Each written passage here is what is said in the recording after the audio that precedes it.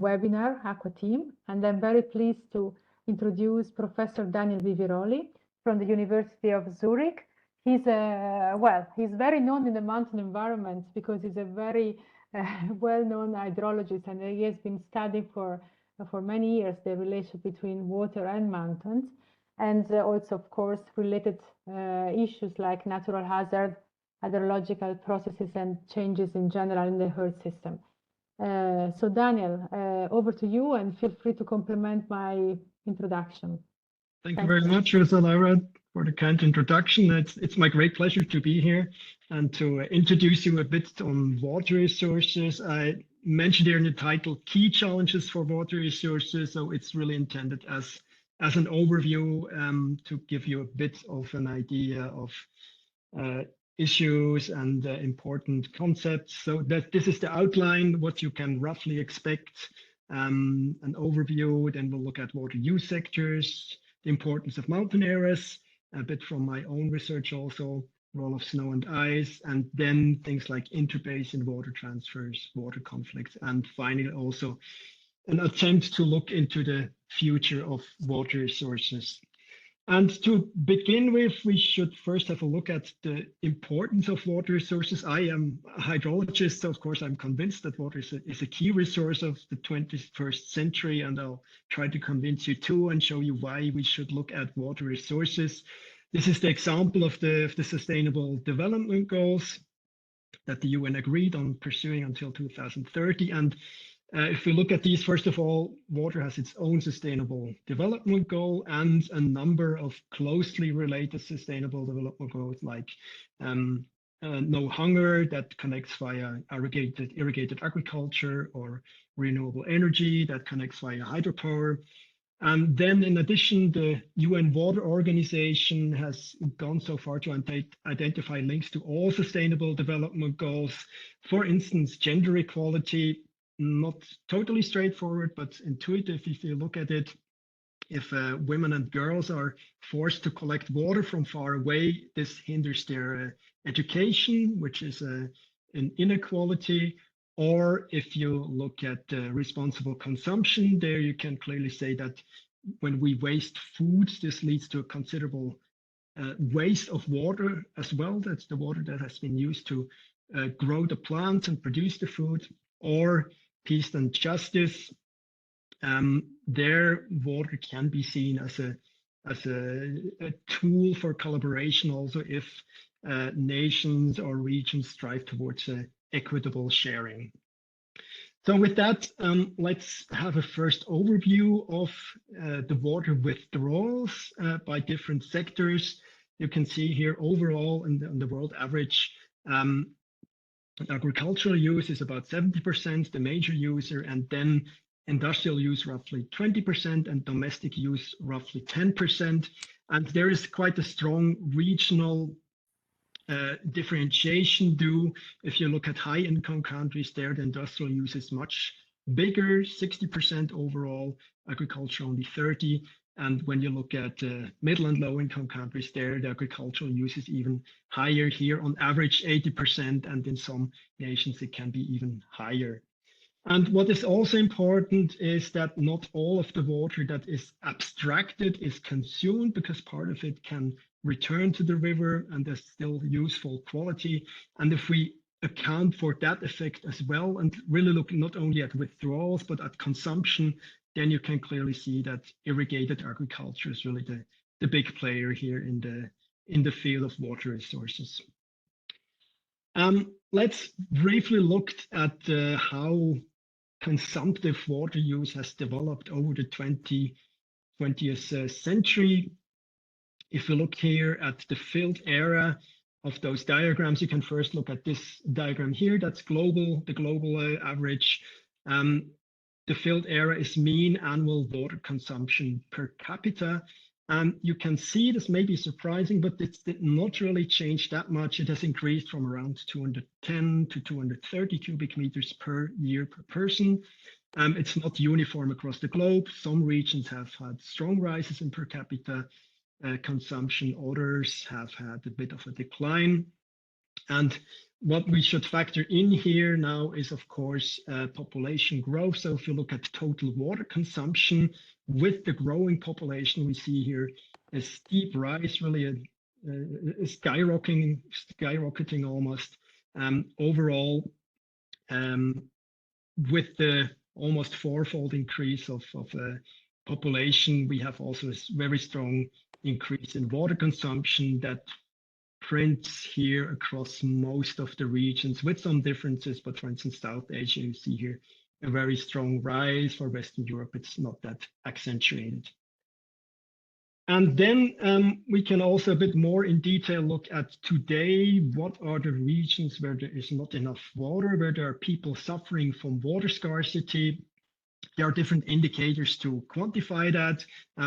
That's not so much of interest here, but what you can see here, or what you should look at, is the dark red colors. This means that for large parts of the year, or even for the entire year, there is water scarcity for the populations in those regions. And that's frequently, on the one hand, in regions with widespread irrigation, like South Asia, or East Asia, or the Great Plains in the US, and also the megacities. Some of the megacities here are marked, like Cape Town, Sao Paulo, Rio de Janeiro, Los Angeles, London, Paris. So that's sort of the hotspot regions for water scarcity overall. And when we look at the development of water scarcity, now really the population on the water scarcity, we can see that the affected population has also risen strongly over the 20th century. If you look at the global sums, almost 16-fold increase has happened in the population under water scarcity. Also with some regional trends, but overall there has been a strong rise. So clearly this is a challenge. I think we see this very clearly from those developments. And just briefly also as an introduction, when we now go to the individual sectors, I'd first like to show where irrigated areas are globally. That's a world map that shows by color the intensity of irrigation, or more precisely the percentage of the area that is equipped for irrigation. And you can see some hotspots here that we will also encounter again later on, like South Asia, East Asia, parts of Africa, Middle East. You can also see here, for instance, the Po Valley in Italy, and then both sides of the Rocky Mountains, and also South America. So let's have a bit more detailed regional look and spatial look at the individual sectors of water use. First of all, here, that's domestic water use. That's from simulations with a global hydrological model. And you see here the color scale on the bottom, and domestic water use overall is, not surprisingly, of course, centered on the population centers and the population hotspots in all regions that we look at here. And then industrial water use is clearly different, as we had already seen before. Industrialized countries have a very widespread use here, large areas, whereas here, for instance, in East Asia, South Asia, it's not that strong on a widespread area. And then last but not least, the biggest player in water resources, irrigated agriculture, irrigation water use. You see here Europe and North America, they have some important hotspots, but the really large areas here of water use for irrigation are in East Asia and South Asia. And just one question that occasionally occurs with the water use of irrigation is how much water does livestock use, so the animals for drinking mainly. That's not that much. You have to mind that here the scale is 10 times smaller than we had before. So here it ended in 10 million cubic meters per year, and here it is 1 million cubic meters per year. And you see that although it's spatially relatively widespread, the values are very small compared to the use here for irrigated agriculture. That partly, of course, is also used then for producing feed for animals. We'll get to that a bit later on as well. And with this view on the sectors and especially agriculture, we should also have a brief look at groundwater. Groundwater is an important resource in some regions, especially for irrigated agriculture. And here you see, again, this is from a global model, you see a map that shows the intensity of groundwater recharge, so how much water enters the groundwater bodies. And on the other hand, you see here a map that shows the abstractions geographically where they happen. And if you do the maths and make a difference here, you can compute the depletion rate, and you see that the red areas here, they show that groundwater resources are overused, that the groundwater bodies are depleted. That's a bit more regional detailed look here, where again we see especially South Asia here, the Indus River Basin, and partly also here in the Great Plains and in the Central Valley in California, we have quite strong depletion of groundwater. And that's quite problematic for a couple of reasons, like economic reasons, for water quality, for the environment, and also for infrastructure. That's very visible here. That's in the San Joaquin Valley in California. Here we had this strong decline of around 9 meters in this roughly 50 years. So the soil has really settled down because the groundwater has been abstracted. So with this overview, I'd like to go now a bit to mountainous areas and put a viewpoint or put a spotlight on them and their role in water resources. This connection between water and mountain areas, that has been made already long ago. To illustrate this, I have here a plate from a family atlas that was here. This is one that was printed in 1830. And those displays were very popular at that time.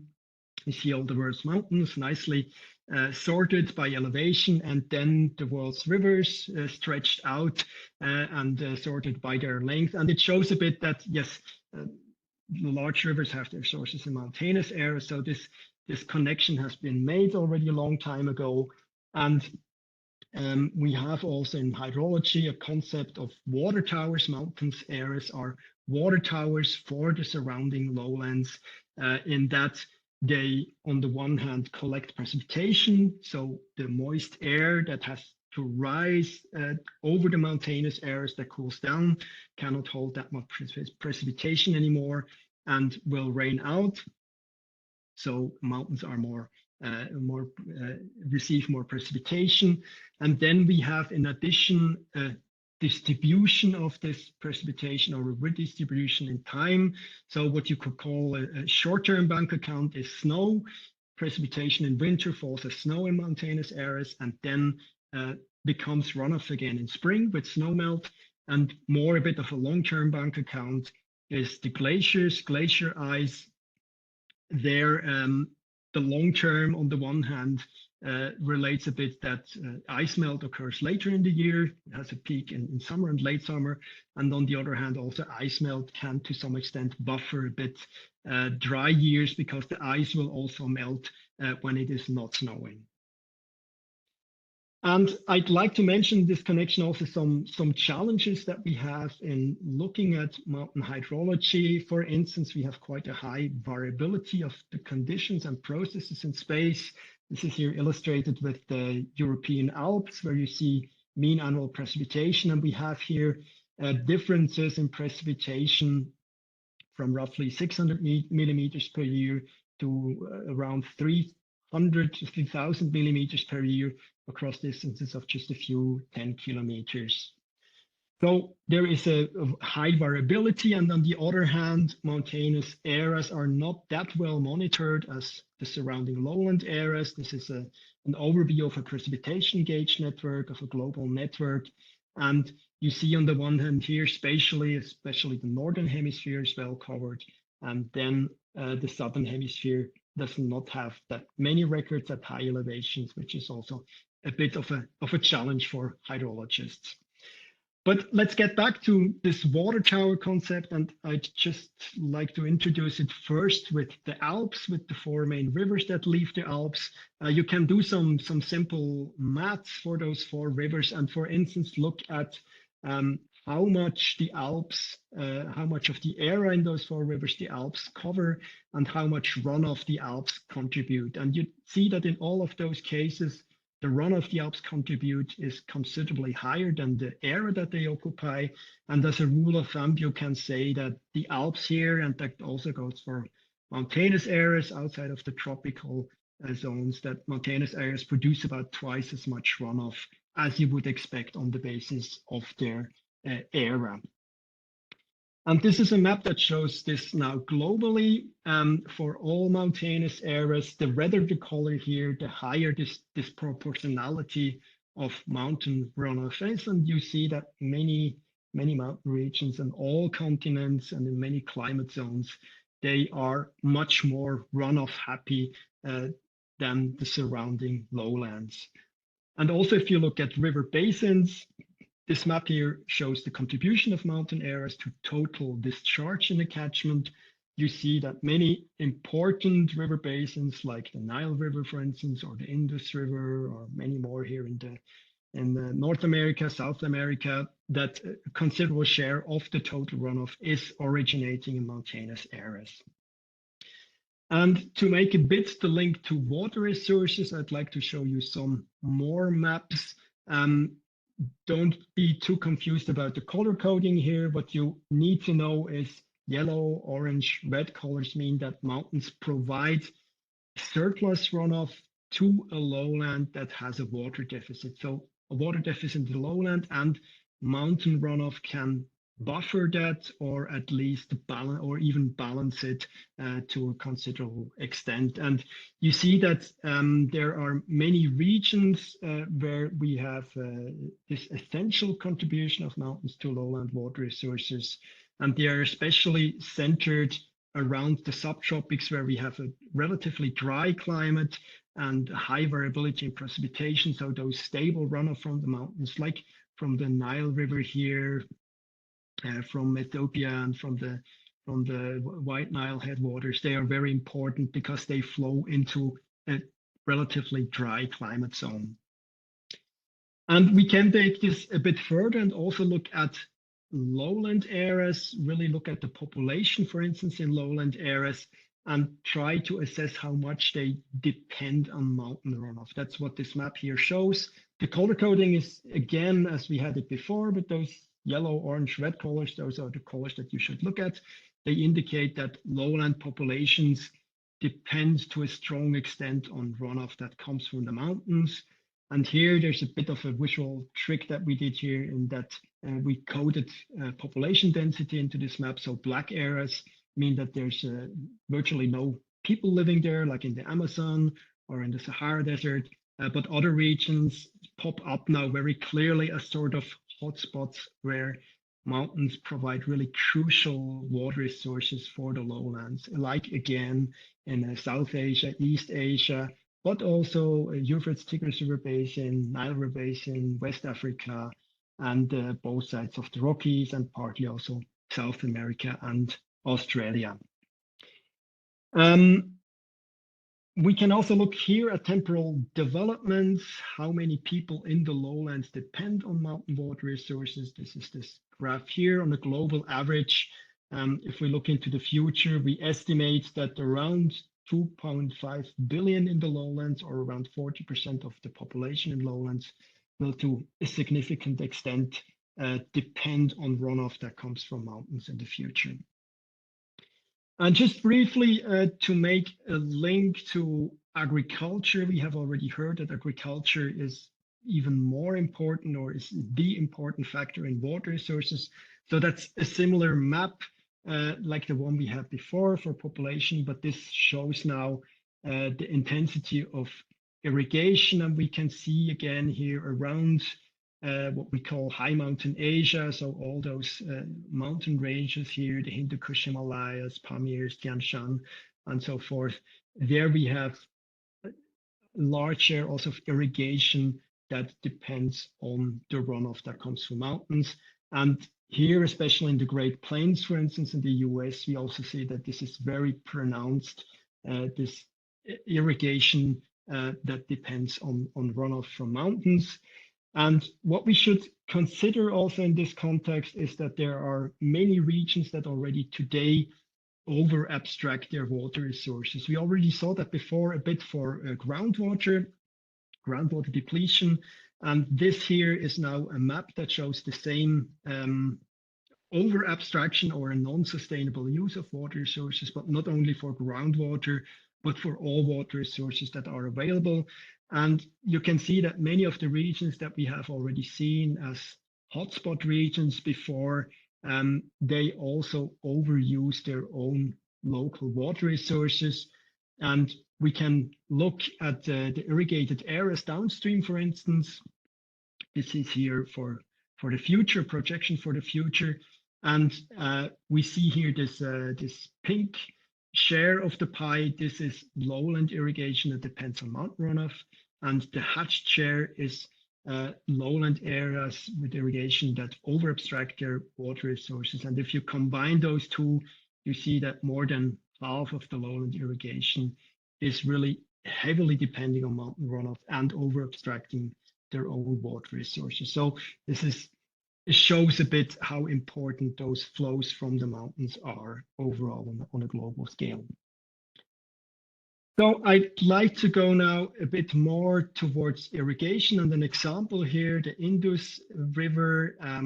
I have already mentioned high mountain age or the Hindu Kush Himalayas is an important hotspot, and we can have a closer look at that now, particularly the Indus River and the Ganges River. You see here some pictures, and this is really, you can see very nicely this green lifeline in the desert or semi-desert, and here the snowy mountains that also receive much more precipitation than the lowlands. And if you look at this irrigation system that you saw here in a couple of pictures, in the Indus River Basin, the scheme here is the largest connected irrigation scheme worldwide. If you would connect all the channels and count their length, it would be 1.5 times around the Earth. The irrigated area has an area of around half of Finland, and then discharges are high that come from the mountainous areas, as we saw. And this irrigation is important, for instance, for Pakistan in the economy and also for the labor force. And there is research around that shows, for instance, how high the contribution of snow and glacier melt is to this charge. This is here for the Indus River Basin and here for the Ganges River Basin. And you see, especially here in the Indus River Basin, if you look up this color here, this means that still 60 to 70% of total flow here in the lower parts originates from melt of snow and glacier up here in the mountains. For the Ganges River, it's not that pronounced because here the climate is much better. You have here a map of mean annual precipitation, and you see that especially here the Indus River Basin is really a dry spot in South Asia, whereas in the Ganges River Basin, we have more precipitation here towards the east. And if we stick to snow and look a bit more at its importance here only for the Northern Hemisphere, but nevertheless, this is a metric here. It's called snow resource potential. But what you can see overall is this color bar, and it shows how much of the demand of the water demand that would not be met by rain is met by snowmelt runoff in the spring and summer months, March to August. And you can see that many regions here that we have already seen before have a high dependence in this sense, you could say, also from snowmelt, and that they are quite sensitive to changes in snowmelt. And if we go from snowmelt to glacier melt usually becomes less important when you go further away from the river relatively quickly, but it can be important in dry years in many parts of the world, and it can be critical, especially, for instance, in the tropical Andes. There's another region that also strongly depends on glacier melt. That's the upper Indus River Basin that we saw before. But here for the tropical Andes, that's a bit of a similar map that you see here for interesting regions. And here is now shown the glacier melt contribution in total runoff. So no, not snow, but glacier melt. And you can see that already here, for instance, in the Santa River, this is quite high in the headwaters, and also in other cases here, like in Virganota and La Paz. And if you look at a dry year, at the glacier contribution in a dry year, then you can see that even here in the Santa River, the contribution of the glaciers is more than 50% of total flow. So what I said before, this is a bit this long-term account of glacier melt that also occurs in dry years and can supply important water resources.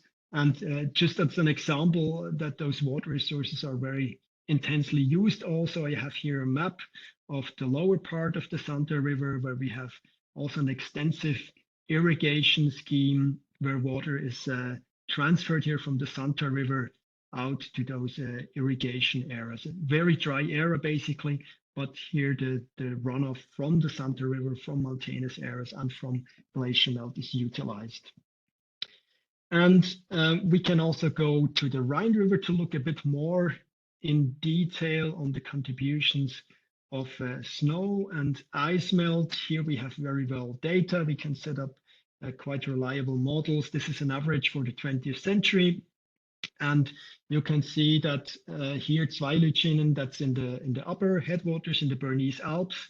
Glacier melt runoff is quite important. In the late summer months, snow melt runoff is also quite important, overall around 50% of total runoff. And then if you go down here to Lobitz, that's at the German-Dutch border, so towards the mouth and the Dutch part, you can see that the glacier part, the glacier contribution has become very small, on average around 1%. But even here, if you look at the dry year, 2003 was a very dry year. And here, when you look at the contribution at the Dutch-German border, the contribution of ice melt was even here around 15% of total runoff. So this can be important to supply, for instance, the river stage for navigation in the river.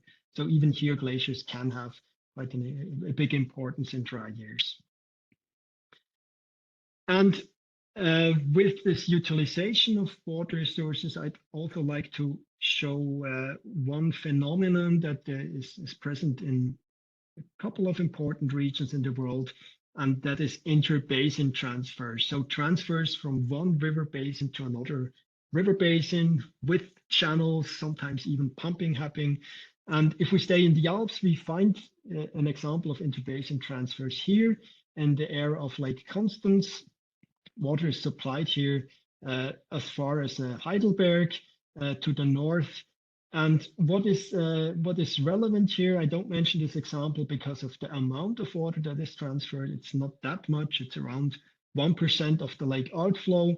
But what is really interesting here is that it's transferred into a river that you would think, well, should also have clean water, Neckar River, Germany, sensible environmental laws. But the Neckar River here, for example, has a considerable issue with the wastewater. So during times of wastewater, during times of low flow, the dilution of wastewater is not sufficient. So even taking a swim in the Neckar is until today is not permitted for health reasons. And this water here from the Alps supplies households with additional water. So really the sort of the Alps being a water tower, or you could also a bit systically say a bit of a toilet tank here for another river basin. And there are much larger such interbasin transfers around. Just one more example from California, the Central Valley Project. It has here a vast system of reservoirs and canals that distribute the water from the Sierra Nevada across 3 river basins, and here a very intensely irrigated agricultural area. Much of the almond production that we have in our places is coming from California. And water is also, for instance, abstracted here from the Colorado River and then transferred northwards towards the Greater Los Angeles area. And there are some more large-scale interbasin water transfers, like in China. Water is transferred from the south to the north for agricultural production mainly, or something that has not been realized yet, but that is still in sort of a thinking stage, would be this river linking scheme in India, where there are thoughts of linking up all the rivers and connecting the flow here across catchment basins. Now, I'd like to transition a bit further towards water conflicts. This intense use of water, of course, also has a potential for conflicts. And as an introduction, we have here a map that shows the global international river basins. There's 263 of those around worldwide, and they generate roughly 60% of the global freshwater. And the color coding here indicates how many nation states or disputed territories share an international river basin.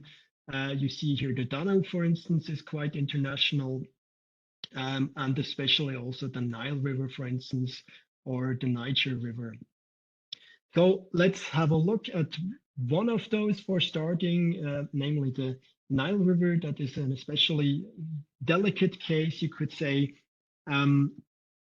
The Nile River, its flows, they are really legendary, already mentioned in the Bible, because they are so important downstream, and with those annual pulses, with the floods that occur every year. And you see this timeline here of those floods. And then in the late 1960s, there was the Aswan Dam built, that's around here.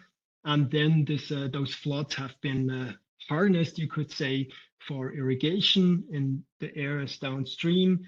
And the importance here, you see it a bit like in the Indus River case. You also see here that the vast majority of farmland and irrigated agriculture in Egypt occurs around the Nile. There are estimates that around 95% of the farmland is around the Nile. And at the same time, you see here how international the river basin is. We already saw that before. And here it's a bit more detailed with all the nations and territories sharing the river basin. And if you look around a bit in the newspapers and the literature, there are some quotes that have made it to quite big fame that show this potential for conflicts with those flows, all going a bit in the direction of, the usage of water could be at least something that could lead to a war. And the tensions here are especially between Egypt, who uses the water very heavily, as we have seen in the downstream part, and the upstream nations that partly also want to use or are starting to use those waters. And if we briefly look at the situation with treaties, I have here a list of treaties that concern the Nile River flows. There are quite a couple of those, and just two I would like to mention. There was one in 1929 that was between Egypt and the East African colonies, which were not independent but represented by Great Britain. And then another treaty that is still important today in 1959 between Egypt and Sudan. And this treaty lays down how much of the annual discharge can be used by every country, by both of those countries. But there are a number of problems with those treaties. For instance, that Ethiopia, which is the source of the Blue River, the Blue Nile River, is not mentioned in those treaties. And for instance, Kenya and Tanzania, they do not feel bound to those treaties because they have not negotiated themselves, but they were negotiated by Great Britain as a colonial power at the time. And there are approaches to a solution there, or at least this is a work in progress. The Nile Basin Initiative that gathers together those states, and at least they committed to finding a sustainable and equitable solution for distributing those discharges of the Nile River. But if you look up their sort of mission statement, you can see that they also realize that it's a large challenge there. The area has considerable water scarcity. There's also poverty as an issue, and there has been a long history of disputes and the security, and at the same time, population growth is quite strong, and with that, the demand for water.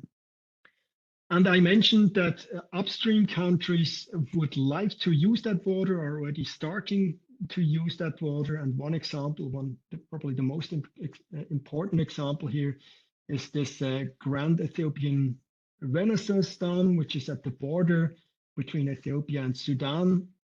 Its main intention is the production of hydropower. Will be the largest hydropower plant in Africa and the largest reservoir. But of course, already the filling of this reservoir is a considerable issue for the downstream countries here, Sudan and Egypt, because this will retain water from flowing to those irrigated areas. And there are several critical points, like how much time should be taken to fill these reservoirs, or what should be the basis for negotiating rules on water use. Should this be average conditions, or should this also be dry conditions? And the state of things here, as far as I know, is that there is a declaration of principles that has been signed by Ethiopia, Sudan, and Egypt in 2015, and further negotiations have, however, not been successful so far. So quite delicate here.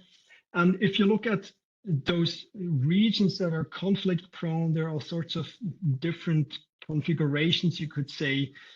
What we have seen in the Nile River Basin is that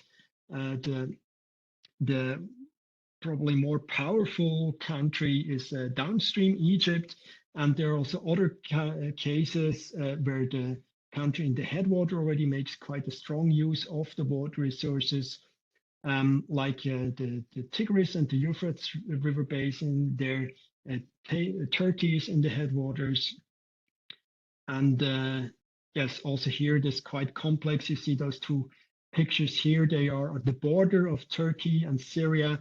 And this is one of the large dams that has been irrigated, that has been built. And you see this irrigated area here, this green spot that has appeared then in Turkey after this dam was built and filled. And also the Indus River has this configuration of two nations sharing it, India and Pakistan. There is also a treaty in place that has been, we could say, reasonably successful, or in a way even surprisingly successful, and that has been even honored during times of war between those two countries. Now, with this keyword of conflicts, there's occasionally the notion of, will there be wars on water? Also, one famous quote that has made it to international fame, I think, is here from the former World Bank vice president, who said the wars of the 20th century have been on oil, and the wars of the 21st century will be on water. What is usually not mentioned is the rest of the sentence he said, unless we change the way we manage water. So yeah, a bit an optimistic note, or at least a note that shows that there is a potential to improve the situation. And if you look at really at all conflicts worldwide, researchers have done that. They have analyzed for the last 50 years all sorts of interactions between nations on water. And you see here the scale. It goes from formal war, so heavy conflict, to unification into one nation, strong cooperation. And overall, there is quite a notable tip of this balance towards cooperation. Only, or yeah, about 1/3 of the interactions have been conflictive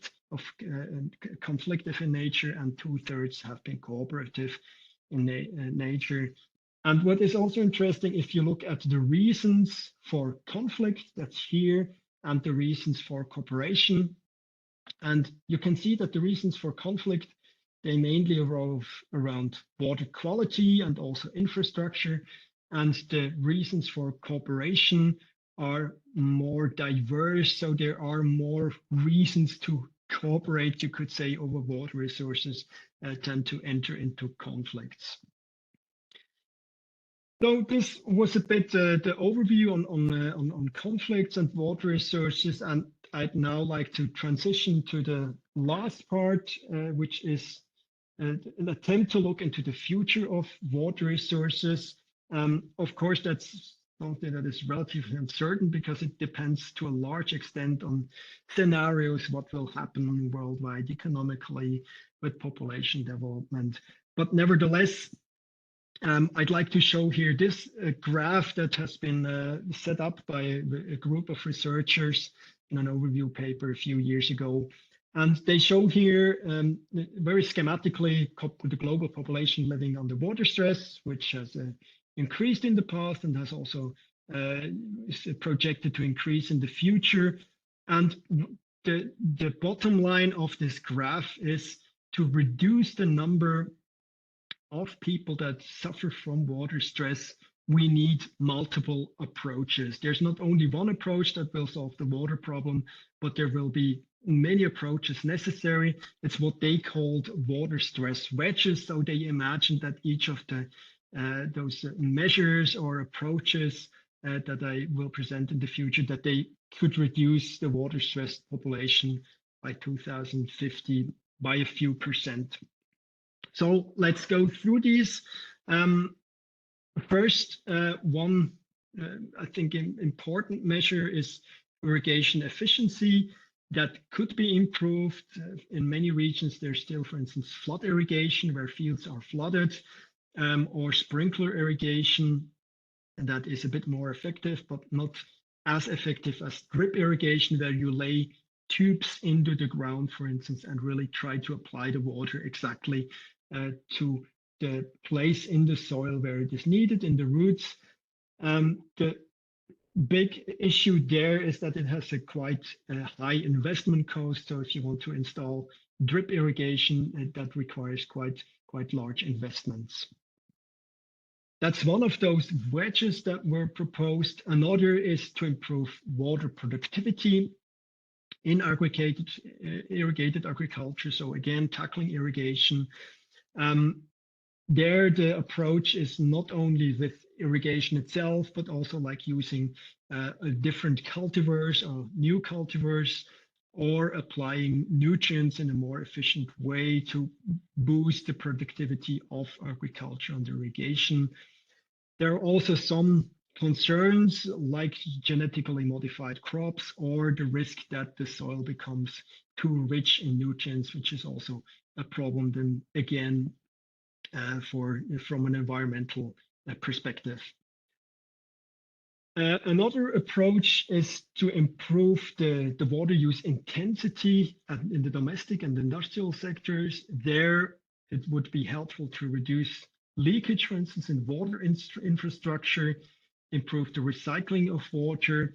The challenge there is that this requires an efficient and financially powerful government, and that's not the case everywhere, of course, and especially in those regions that have problems with the good governance. Those losses in leakage, they are quite high.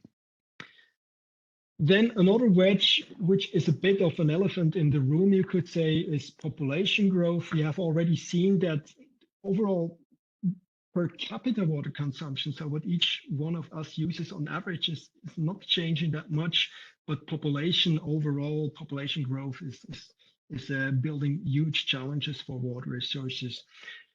At the same time, population growth is very difficult and delicate to address.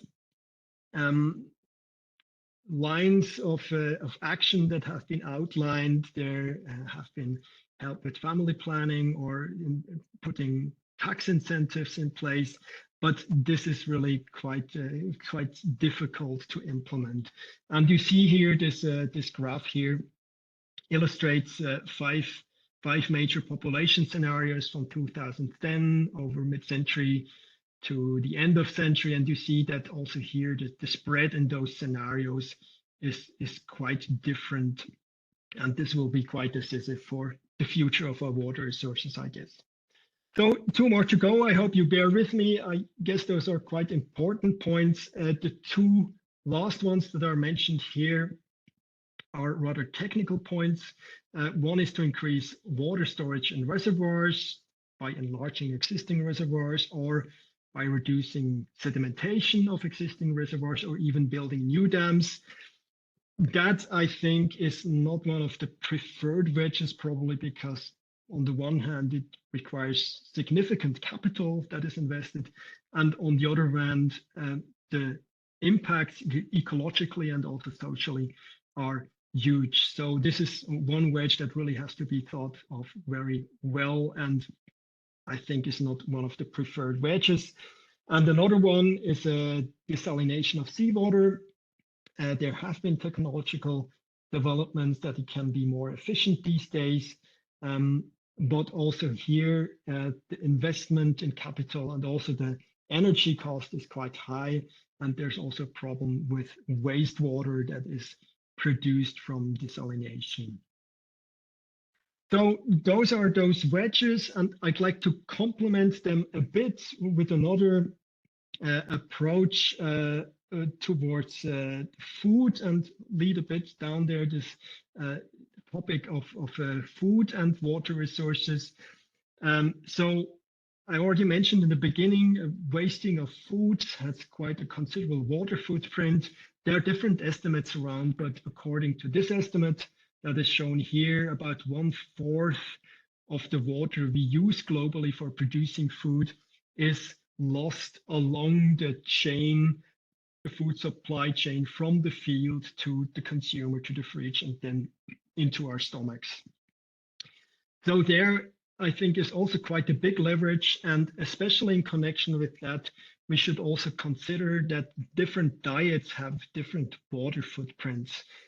Especially if you compare here, that's quite a busy table with many numbers, but let's pick out here the water footprint that is needed for producing a ton of one of those food items.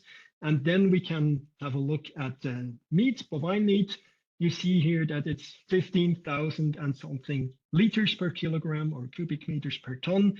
And if you compare that with cereals, cereals are only around 1,600 cubic meters per ton. So meat has a water footprint here that is about 10 times as large as cereals. And you could say that from a water resources point of view, if you want to save water, you should eat vegetarian. This has quite a large effect. And there is a considerable challenge also in this meat consumption and in the water footprint that meat consumption has. You remember, I already mentioned irrigated agriculture, and their meat has this high water footprint because we produce all the food for the animal that needs to grow over a long time. So this needs quite a lot of water.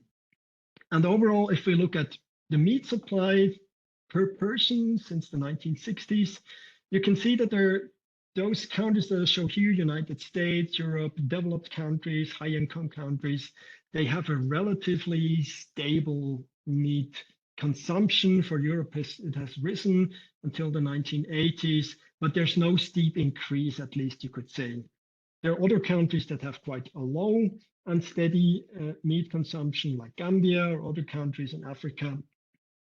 And then the big challenge, I think, for water resources comes here with countries that are catching up economically, that are developing.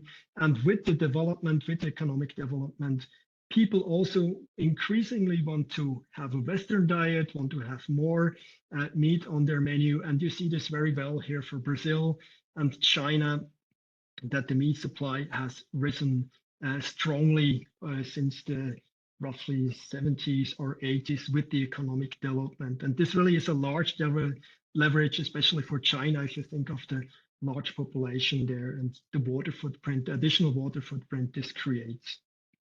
And just an interesting, it's a special case here, USSR and Russia shows quite well how meat consumption is really connected to economic development. You see here after the collapse of the USSR, meat consumption has dropped, and then with a bit of a recovery, economically has risen again to a level how it was in the 1990s.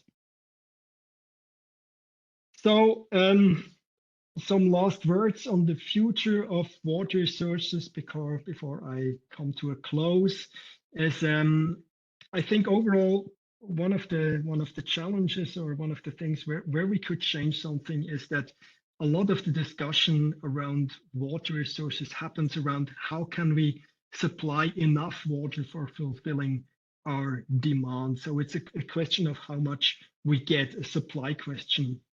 And if you look around a bit in the literature, you get an idea that demand management is probably one of the crucial things for water resources in this century.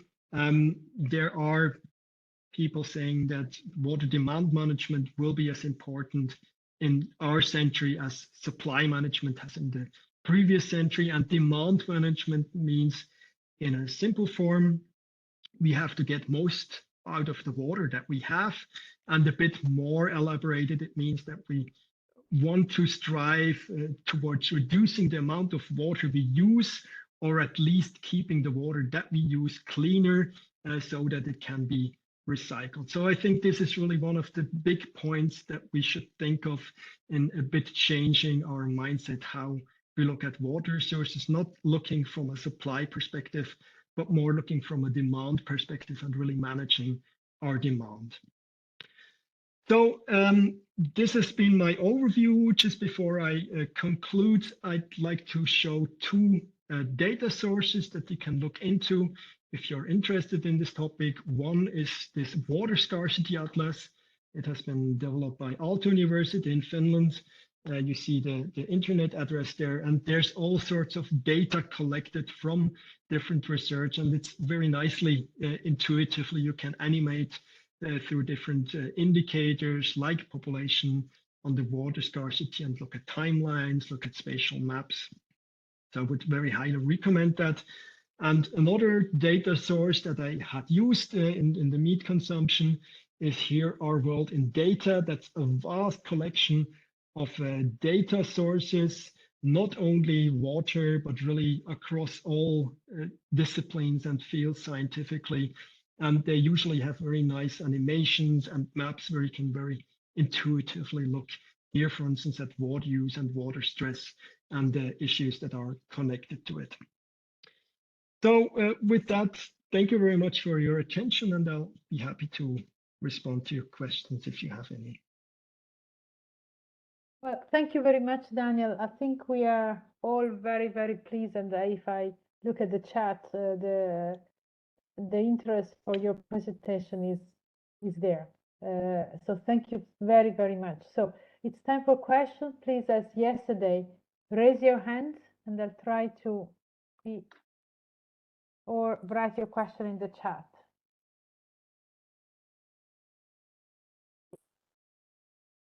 I see Domenico. Please, Domenico, kindly introduce yourself and then ask your question. Thank you very much.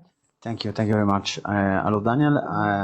I am Domenico De Martinis. I am the scientific attaché at the Italian Embassy in Egypt. So you may wonder, my question will be about the Nile, and you nailed effectively the issue around the creation of the Great Renaissance Dam, the political issue.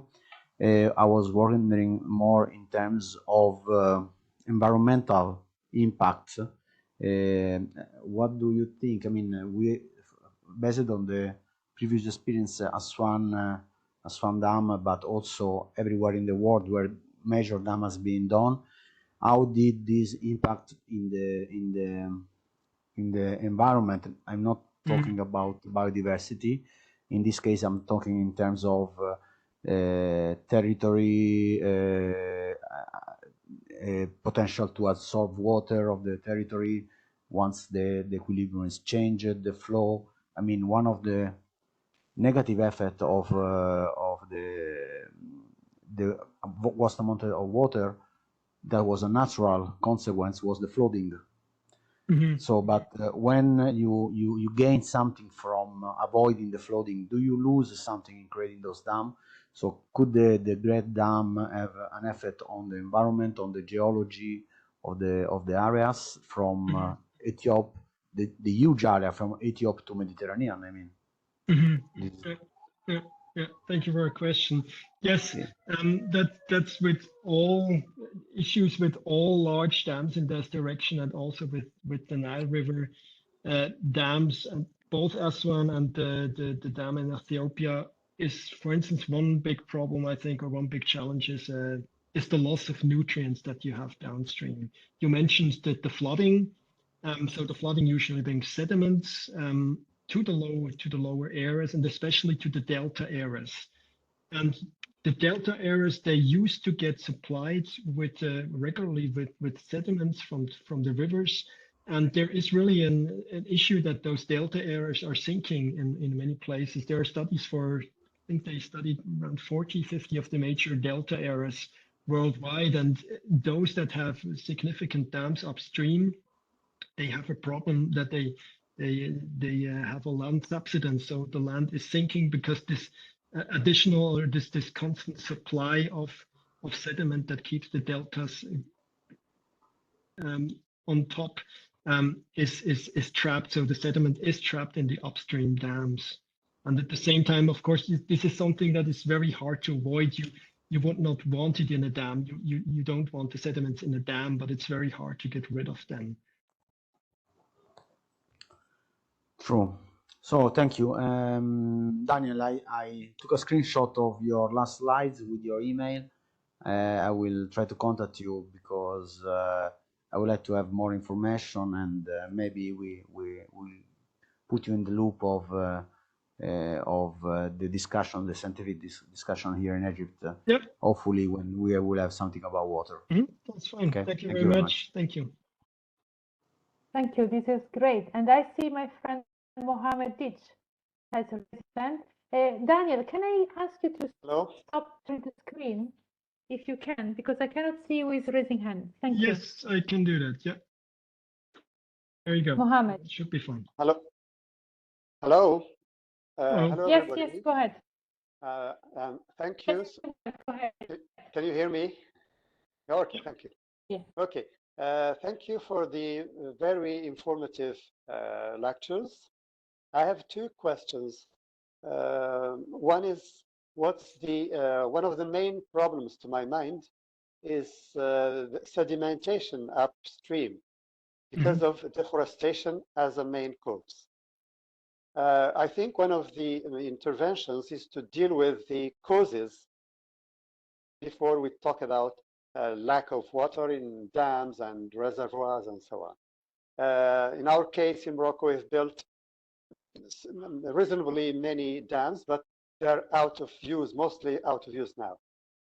My second question is the overuse of water resources is because our economies, as liberal economies, tend to use agriculture and much water for export, and we forget about food security, which is at risk.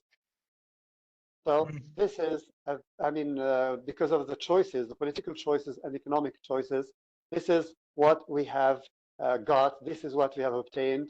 This water, extreme water, hydric stress. Thank you so much. Thank you. Yes.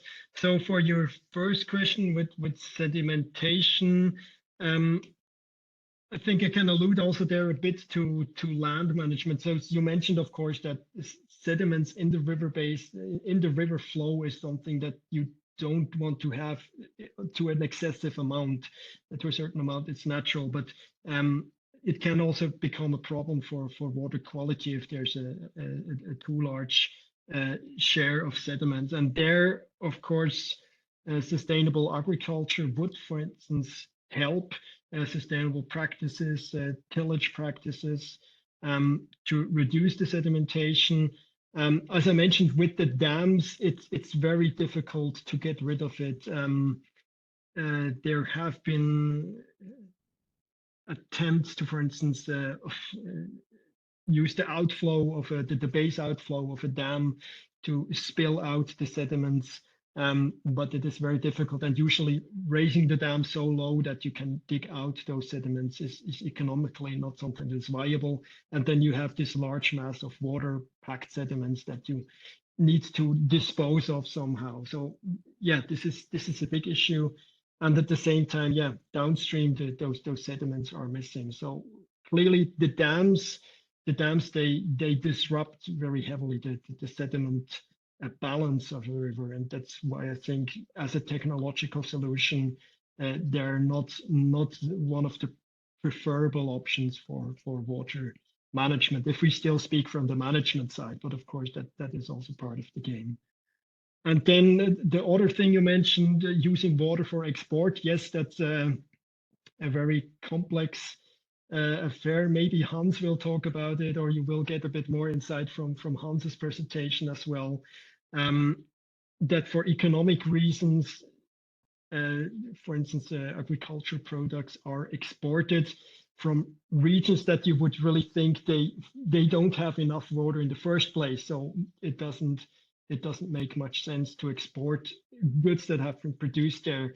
But there are economic interests and incentives there to do that. And I don't have a solution for that. It's in a perfect world, you could in a perfect world you could produce the food always in those places where it is most efficient.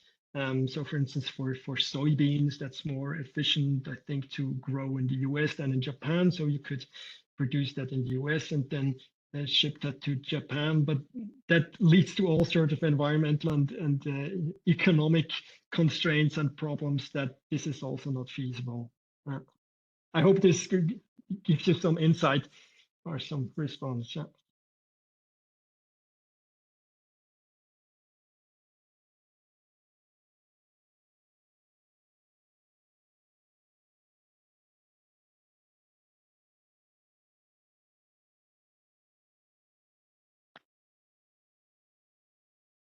Any more questions? Hello, Daniel, Hugo Mantilla from Colombia. Thank you for your presentation. Probably a very general question, but with all these improvement that we have in sustainable development and political movements in terms of generating restrictions to the emissions of CO2, is there transition to green economies having some impact on? Sorry. We have a question from you. I hear only broken up question. I did not catch the rest of the question, unfortunately. Please.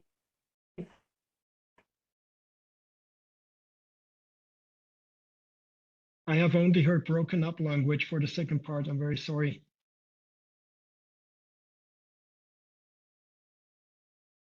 Can you hear me now better? Okay. Yes, I can hear you. Yeah. Okay, so I think there was a problem with Rosa Laura's connection. But a quick question. So Hugo, can you hear? Sorry. It does not seem to work. Maybe you can write it in the chat.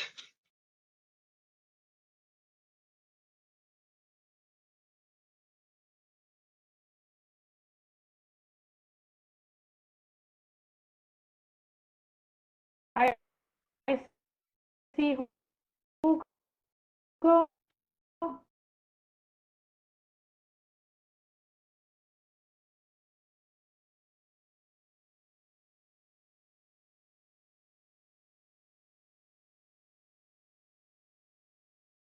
Hi, Hugo. It's Nicola. I think you can ask your question, and I just wrote to Rosa Laura in the chat. Okay. So I think she has a problem with the connection. Okay.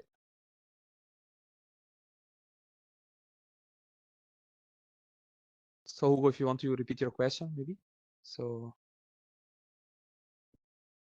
I don't know if you can hear me now. So yes, we can hear you. Yes, perfect. Crisp and clear. Well, it is in this transition into green economy. So is maybe directed by. Is there any connection with this improvement in sustainable development and water management, or there are two non-connected issues? So climate change and in terms of management. So because I couldn't see like a clear connection between the two subjects, climate change and water management, and I think that they are very related. So is there any impact on political and the implementation of sustainable development policies and climate change that have an impact on water management? Yeah. Okay. That it's quite difficult to respond to that on a generic manner, but I will try and maybe say that climate change is to a large extent one of the major factors that is causing us problems in water management, or that is forcing us to do better demand management.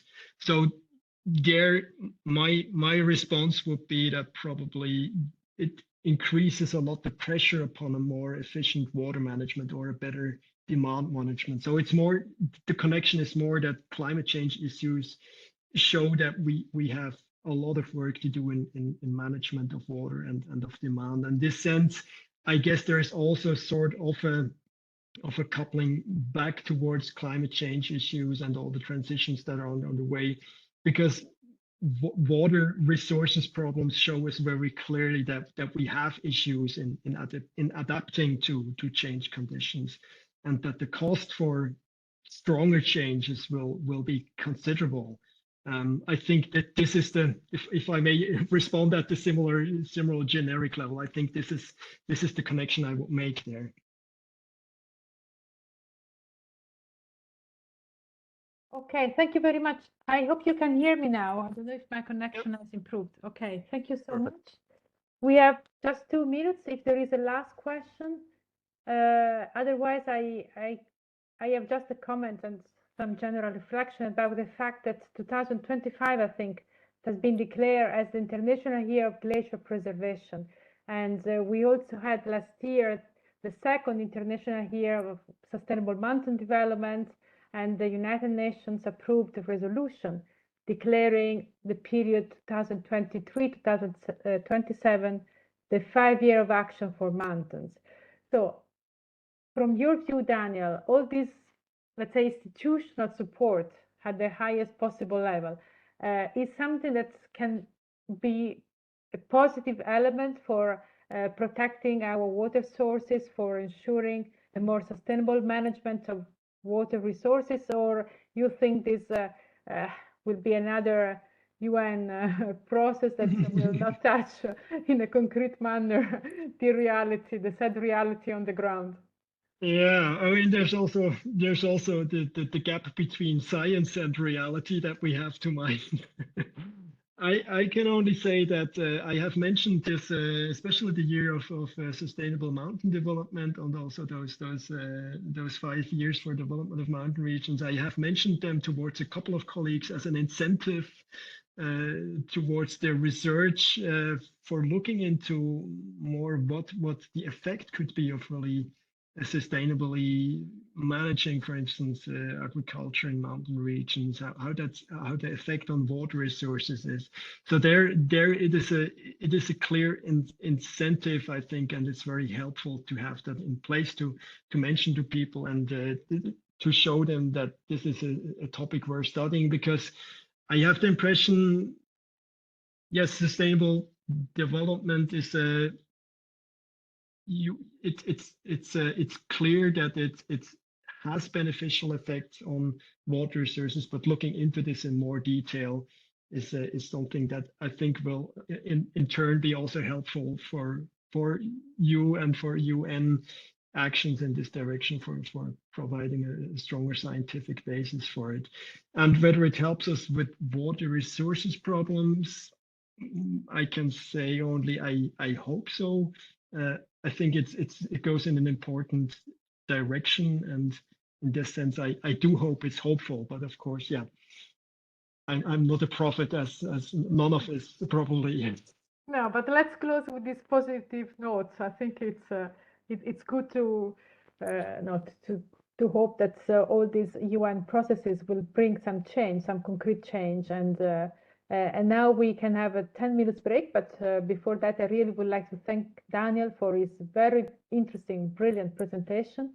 As I said before, the comments from the chat are really showing great interest for your topic, and I'm sure many of the participants will contact you to continue this discussion. So thank you very much, Daniel. Let's have a 10 minutes or 8 minutes break. So let's resume at 4:20 for listening to Hans. Hans is a very good friend. He has been with us in many, many events, and he's a very brilliant speaker. So please drink your coffee quickly and come back. Thank you very much. See you soon. Ciao, Daniel. Grazie. Thank you for having me. Thank you.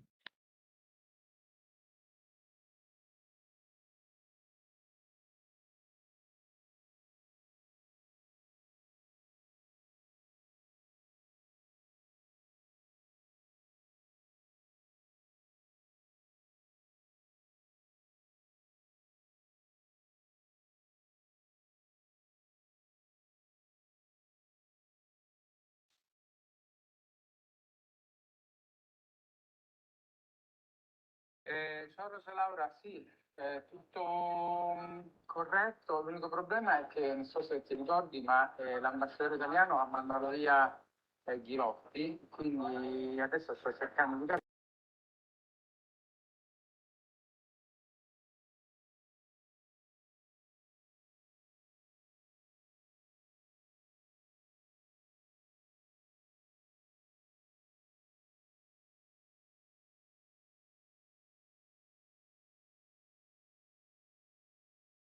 So let's wait for 1 more minute and then we start.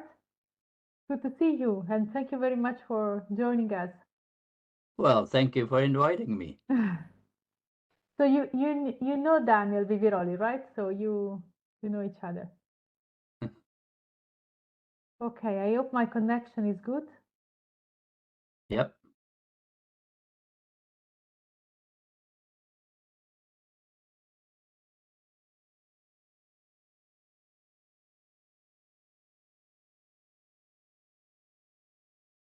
Okay, it's 4:20 on my computer. So let's start with the second module for today. I'm very pleased to welcome to this webinar Hans Schreier. Hans Schreier is a professor emeritus at the University of British Columbia, Land and Food System Program in Vancouver. He has a research focus on watershed management, land and water interaction, soil and water pollution, stormwater management, and climate change. He has worked in Himalaya, Andean, and Rocky Mountains, and he has been a pillar of our training program, our summer school called IPROM, that we conduct since 15 years jointly with the University of Torino and the University of Viterbo. So it's a real pleasure to give the floor to Hans, and I'm sure it will be a very interesting lesson. Hans, thank you very much, and over to you. Thank you very much for having me. A wonderful presentation by Daniel. And what I would like to show you here is probably the most fragile and vulnerable agricultural system in the world. You can imagine if one of these extreme climatic events would hit this watershed in the Yarsakola up in Nepal, I don't think there's much we can do to make this sustainable. So what is in store about these extreme climatic events? what I'm showing you here is one of the most extreme climatic events which happened in the place where I live 2 years ago. The picture I'm showing you here in red is the daily maximum temperature. The bars in black is the daily precipitation in millimeters. So this is from June till December. And so if you look at this, end of June, we had the highest temperatures ever recorded in Canada, in my part in the mountains, at 49.36 degrees, which is in a mountain in Canada unheard of. This is 5 to 6 degrees higher than anything we have ever experienced. The town of Lytton, which recorded the highest temperature, was destroyed the next day by forest fire. And then we had this massive drought, which you see no precipitation until here, and which meant we had the third highest wildfire season in the forests. And then in November, we got two of these massive atmospheric rivers, which created the biggest flood in the most important agricultural area where I live in. And this is absolutely unheard of because it's the sequence of events which is really important, which we haven't paid too much attention to. We either focus on heat or drought or flood, but it's the sequence which is happening which is becoming more important. What is also more important is this. Here is the agricultural area which got flooded, and then our Canadian astronaut sent us this picture 2 days later, showing you that all the soil and the pollution in agriculture ended up into the ocean as sediment 2 or 3 days later, which means we not only flooded everything, but we also lost a lot of the topsoil. So are these climatic events increasing? I would say so, because if you look at the last 2 years, we had a very similar event in Brisbane, Australia, in Sydney, Australia, in Pakistan, in Mozambique, and very recently in California, where we had 2 years of drought, and then we had the highest snowpack ever, and then massive amounts of flood. So I think we're in for some really interesting times as far as climate is concerned, because NOAA just reported 7 days ago that the ocean temperatures are right now at 21 degrees, which is the highest they have ever been since satellite monitoring. And they are now predicting that we might have a 60% chance of an El Nino starting later this summer, which means there will be some really dry conditions in many parts of the world. So what I would like to do is give you some basic information on water cycles, then tell you a little bit how we use water for food. Then I want to talk a bit about virtual water and food security, and then some of the environmental pollution created by agriculture. And then when you're totally depressed, I hope I'll give you some options and opportunities of what we can actually do to reduce the climate risk and to enhance water retention. So the most important thing to think about when you talk about food, it is dependent on water and energy. And food creates all kinds of interesting contacts between these three things. Food requires massive amounts of water, but food also generates energy by biofuel. And of course, we also export water by exporting food, which I will elaborate to you. And of course, there's all kinds of energy systems involved. So let's put some color onto water. So we consider blue water, green water, white water, black water, gray water, and virtual water. What does all this mean? Well, blue water is the water where the precipitation falls onto the land and then flows into rivers, lakes, reservoirs, and seeps into groundwater. We call this the blue water because that's the water which we use for everything we do, from urban to industrial to agriculture. Then there's this green water, which is the rainfall which hits the vegetation and then enters the soil, and then is being picked up by the vegetation and evapotranspired back into the atmosphere. This is a very important part of the rain-fed agriculture, and I will show you the difference between the blue and the green water. The gray water is water which is partially polluted. The black water is badly polluted, particularly with wastewater from human and animals. The white water is always the water which evapotranspires. And then the virtual water we'll talk about, because you're all in a virtual world, and we need to start thinking about how to deal with virtual water. So again, the blue water is the water which ends up in rivers, lakes, groundwater, and reservoirs. And so here is this horrendogram, which is showing you how the water is distributed. So if the rainfall hits the surface, some of it goes into blue water, some of it goes to gray water. About a third of all the rainfall which falls on Earth ends up as blue water, and that's the water which we manage. 65% goes into the green water cycle, which we don't manage very well. We grow all kinds of crazy food in places where there is insufficient water, like growing rice in Southern California in the desert and so on. So it is very important to think about how should we improve the blue water cycle and how we should improve the green water cycle. And so the blue water cycle is mainly used for irrigation and produces about 40% of the food. But the green water cycle obviously creates 60% of the food, and that's where we should improve management. So irrigated agriculture is about 20% of the agricultural land, but uses about 40% of the food. But the big problem there is we don't irrigate in a very efficient manner. We deplete the groundwater, as Daniel has shown you, and there is lots of competition for water for other uses, and there's lots of contamination of the blue water because the best solution to pollution is dilution. We tend to just wash everything into rivers, whatever we do. The rain-fed agriculture has also constraints because it's basically dependent on the variability of the climate. And so if you don't have lots of rain, you're in trouble.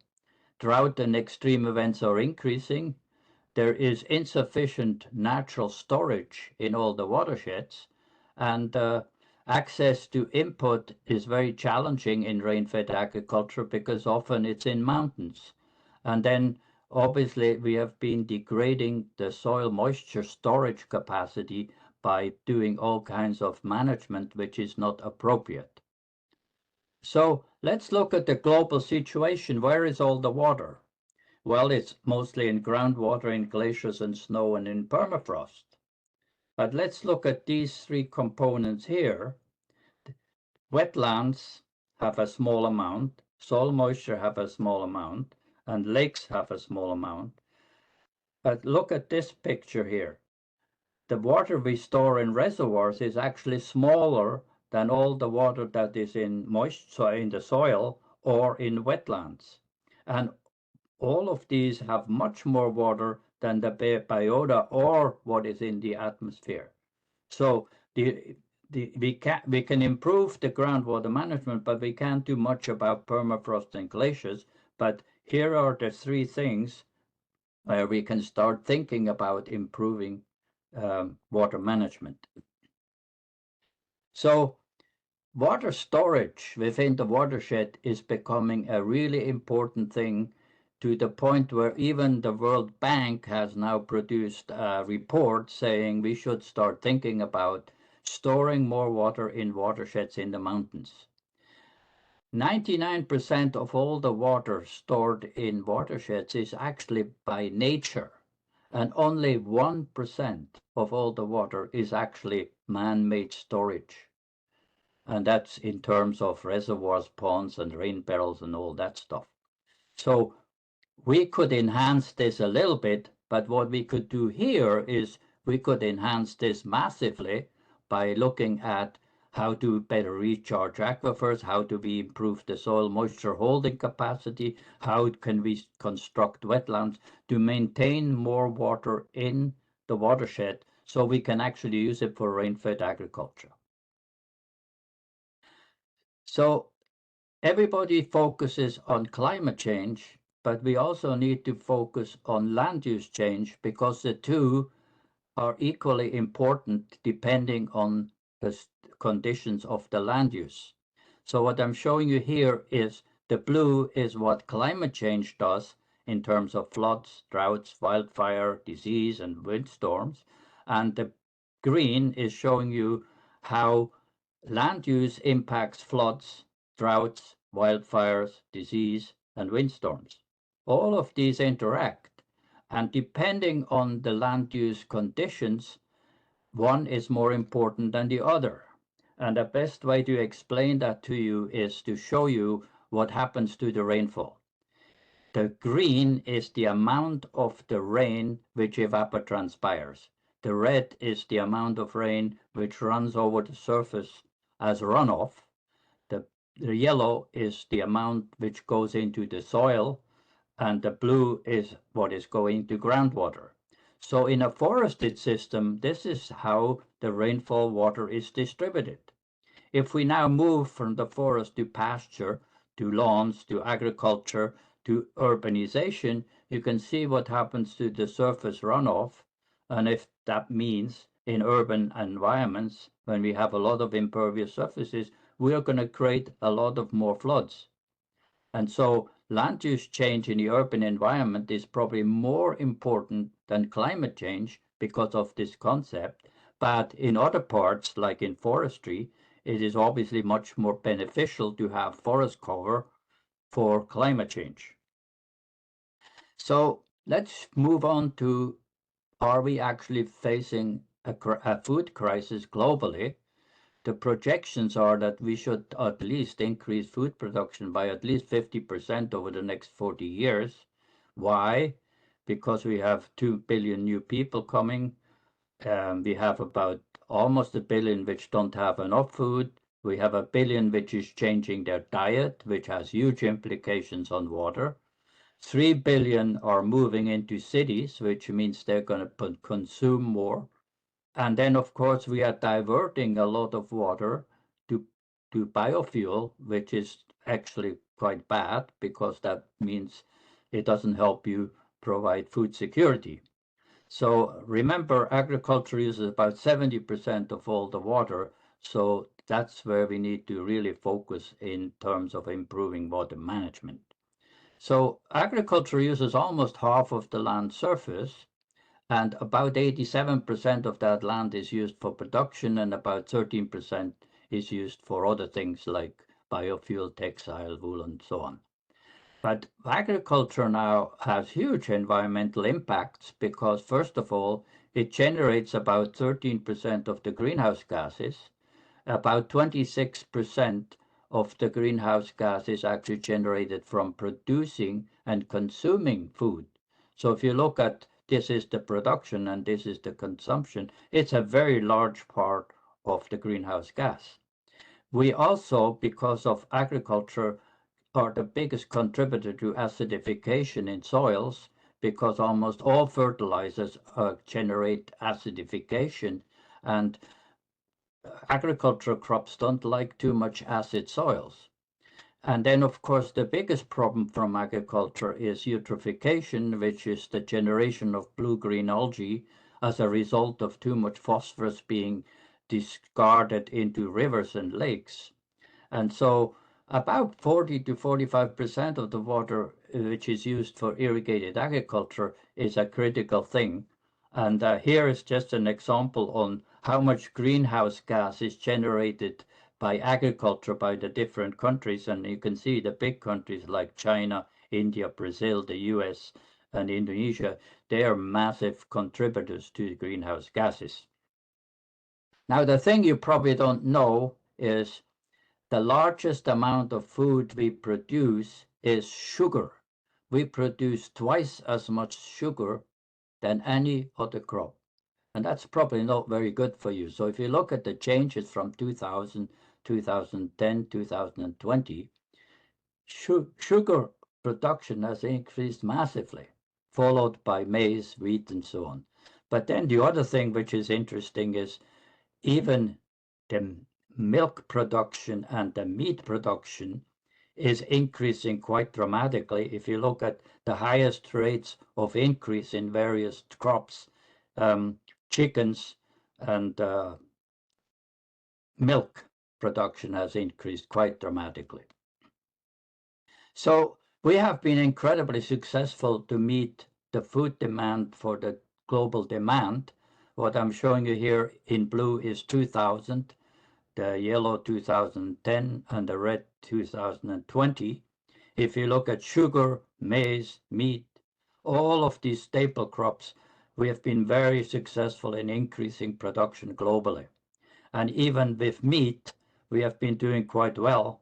The only issue here, which I'll elaborate a little more, pork consumption has not increased recently, and that's basically due to the swine flu, which has affected China, which has about almost half of all the pork animals in the world. So we've been very successful, but the key challenge now is increased climatic variability, because water stress and more floods and more droughts are becoming much more important. And the main problem is not only the water availability, but the arable land, the population, and the inputs. So we don't really export a lot of food. You can see if you look at meat, it's about 10%. Rice, potatoes, and maize is at 10-15%. The only crops which we import a lot or export a lot is wheat, soybeans, and canola, which is rapeseed. Most of these are for animal feed. So there are only 11 countries. Excuse me.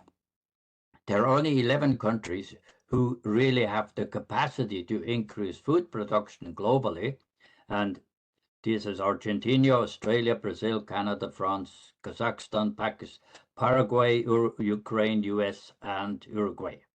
And if you look at this black line here, this is the population of these 11 countries, which is about 13% of the global population. But in terms of global exports, they are the massive exporters of all of these crops. So what is happening in these 11 countries? Well, if you look at the arable land in hectares per person, and for those of you who are not familiar with the metric system, a hectare is about 2 football fields. So in China, they have about 0.08 hectares of arable land per person, whereas in Canada, we have about 1.3, and in Kazakhstan, they have about 1.8. So some of these big exporting countries have reasonable arable land per person.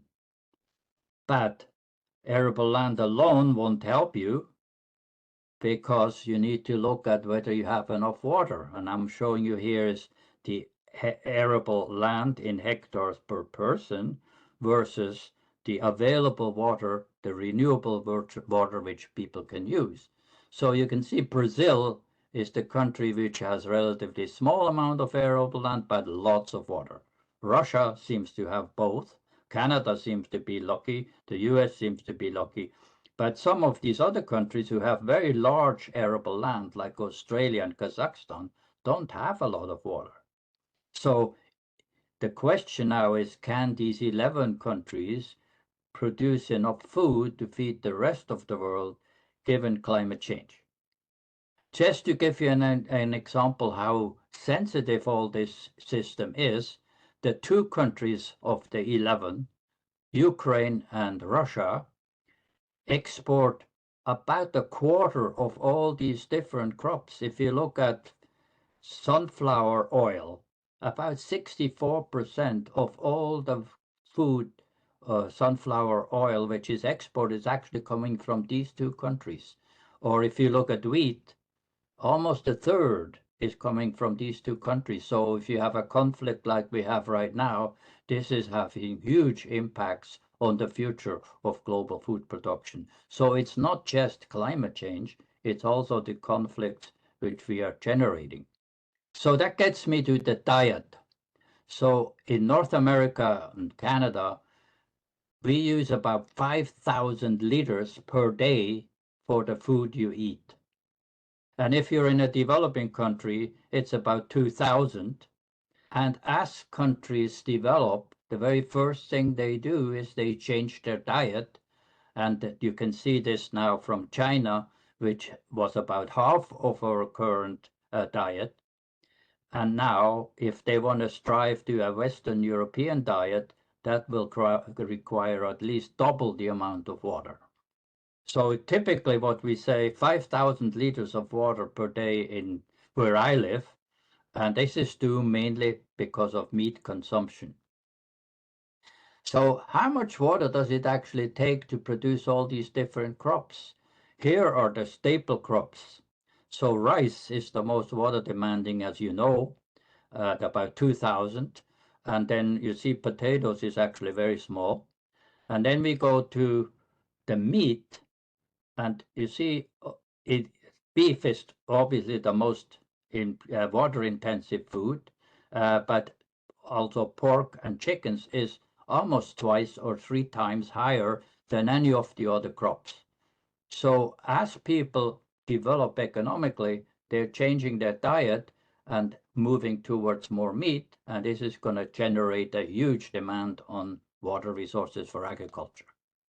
So let me see how two countries deal with water shortages in agriculture in very different ways. I want to focus first on China, and then I want to focus on the MENA countries, Middle East and North Africa, particularly on Saudi Arabia. So China is the biggest country right now with about 1.4 billion people. It's about 18% of the population. They use about 600 kilometer cube of water per year, and agriculture uses this amount, and a large amount is actually used for industrial purposes, but they have very small amounts of arable land. So China is the most food producing country in the world. They produce more food than any other country, but they're changing their diet in a dramatic way. So ignore this first part yet, and I explained that to you. Here is the amount of increase between 2010 and 2020. The poultry consumption has increased, the beef consumption has increased, goat consumption has increased, milk has gone slightly down, but egg production has. But when you then look at the staple crops like wheat and so on, they have only increased marginally. So in the lower part, you can see, if you look at the consumption per person per year, in 10 years, China has, down here, China has increased meat consumption by 2 to 3 kilograms in these 10 years, versus all of these, and with the exception of rice, much lower consumption. Now let me go back to this. So the pork, China has about 46% of all the porks, and that's their main meat diet. And in 2019 and 20, they had this big swine flu, which means the production, obviously, and consumption has declined dramatically. So if you look at 19, there have been a massive increase between 2000 and 2019, and then it dropped because of the swine flu. So China is now becoming the largest food importer anywhere in the world. What I'm showing you here is the rank of 184 countries. And China is now the largest beef importer, the largest chicken importer, the largest milk powder importer, even the largest staple crop importer, and so on and so on. And if you look at this between 2010, 2015, and 2020, these increases have been happening in a very, very recent period. And it is true for meat, it is true for staple crops, and it's also true for fruit. In fact, if you look at this from 1990 to now, you can see these increases in importing food have dramatically increased in the last 4 to 5 years. And you see maize imports have increased, beef imports, chicken, all of these have increased. So what is China doing? They have problems with water shortages, particularly in agriculture.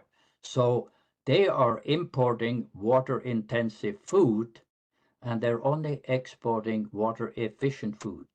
If you look at this in terms of staple crops, all of these are in the 1,000 cubic meters per ton.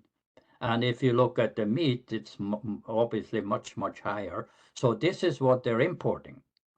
And they're particularly importing meat because that saves them not only huge amounts of water, but they also don't have to deal with the greenhouse gas, which is generated by the meat production. And it doesn't account for all the water pollution, so they can leave that in the countries of origin, and they can benefit. And the water they save, they can use for other purposes. So this is between 2000 and 2020, the amount of virtual water that they're saving by importing water. So it is massive. And it's true for all the meat, and it's true for maize and all the other things. And if you look at the summary here, look at how much water they save by importing soybeans. It is, and that's mostly used for meat production, for feed for meat production. So in total, you can see they are actually importing 350 kilometer cubes of water and saving that for other purposes. So if you look at how much water China has available for use every year, that's the water they use for agriculture. It's about 65%. And this is what they use for domestic purposes. And this is what they're importing. So right now, in 2020, 65% of the water which they save is by importing food. And if you look at what they're exporting very, very little water. So what this is basically showing is that China is saving water by importing food, and the water saved can then be used for industrial production, which is much, much more valuable than growing crops which don't have a very high value.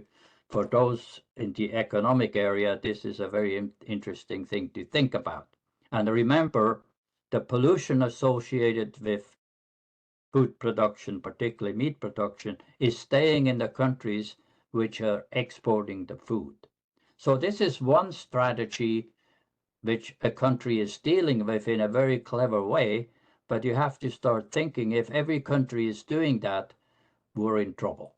So let's move now to North Africa, Middle East and North Africa.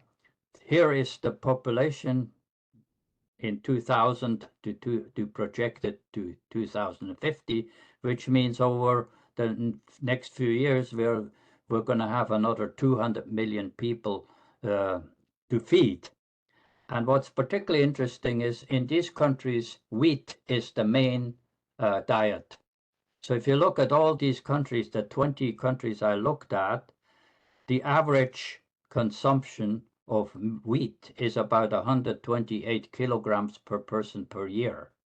If you look at the world, it's about 67, and only Europe is coming close to this. So wheat is the real big thing as far as the Middle East is concerned.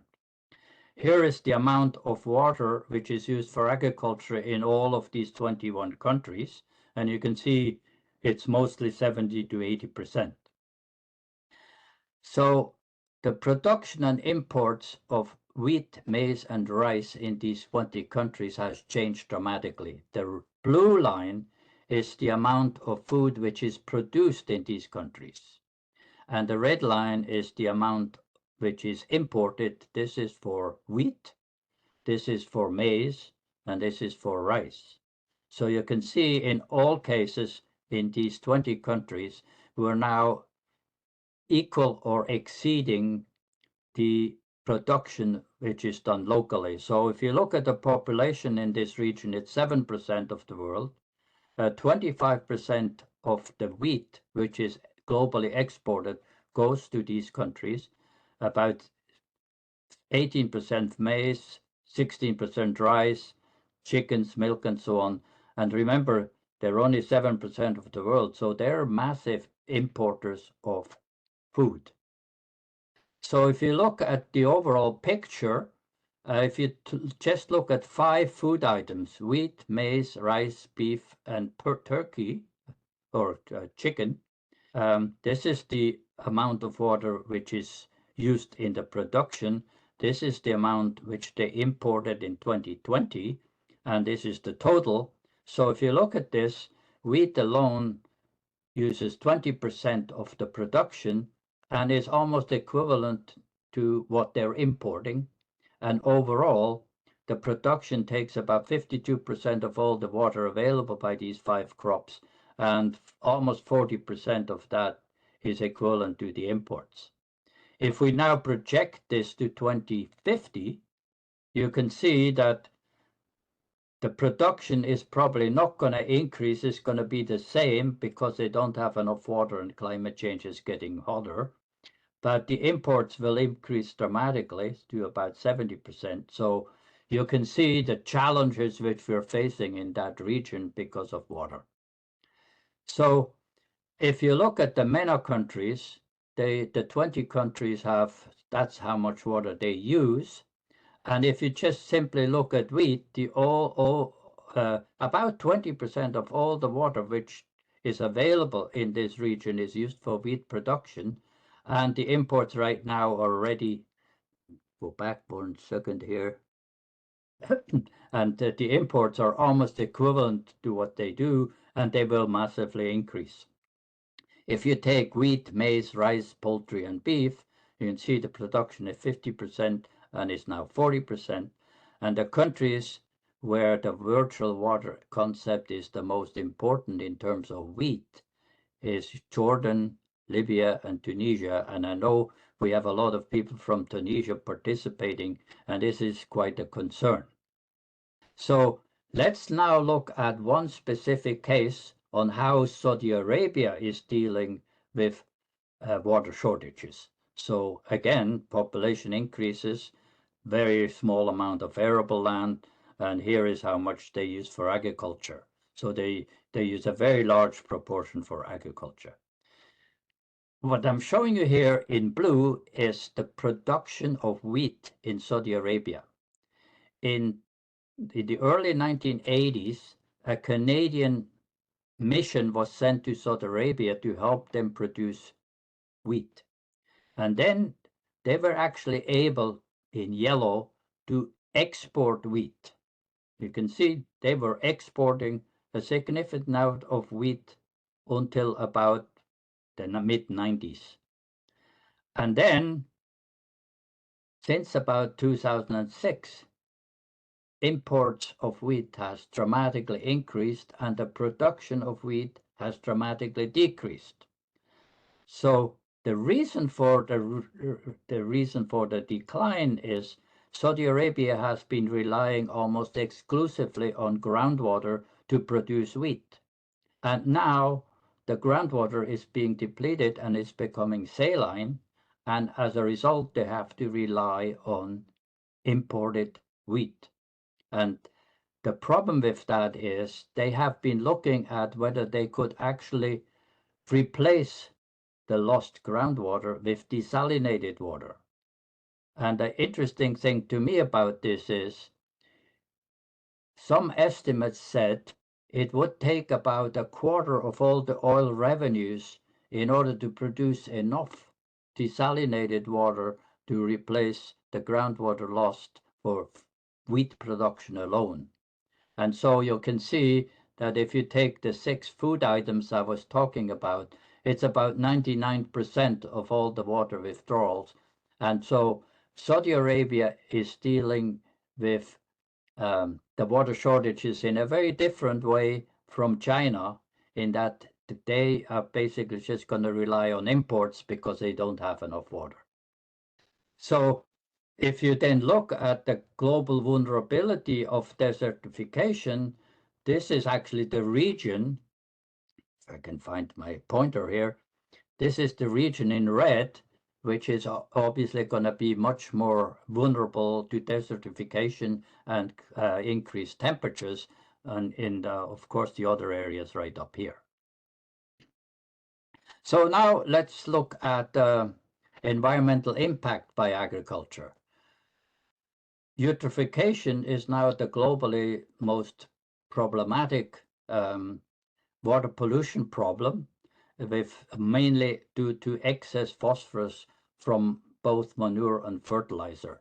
And of course, in addition to that, excess nitrogen also from these sources is creating all kinds of nasty things. And then, of course, we have a lot of pathogens from food waste production.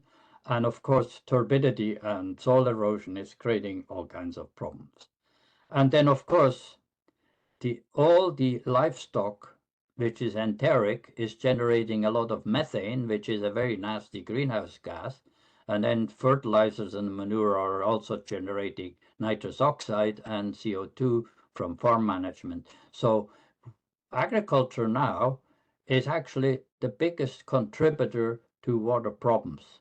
So if you look at the low impact to the high impact on the bottom of the water quality versus the low demand for water to the high demand for water, you can see agriculture uses most of the water and is now the biggest polluter. Not necessarily to the biggest polluter from exotic chemicals, but certainly from the main nutrients and turbidity problems.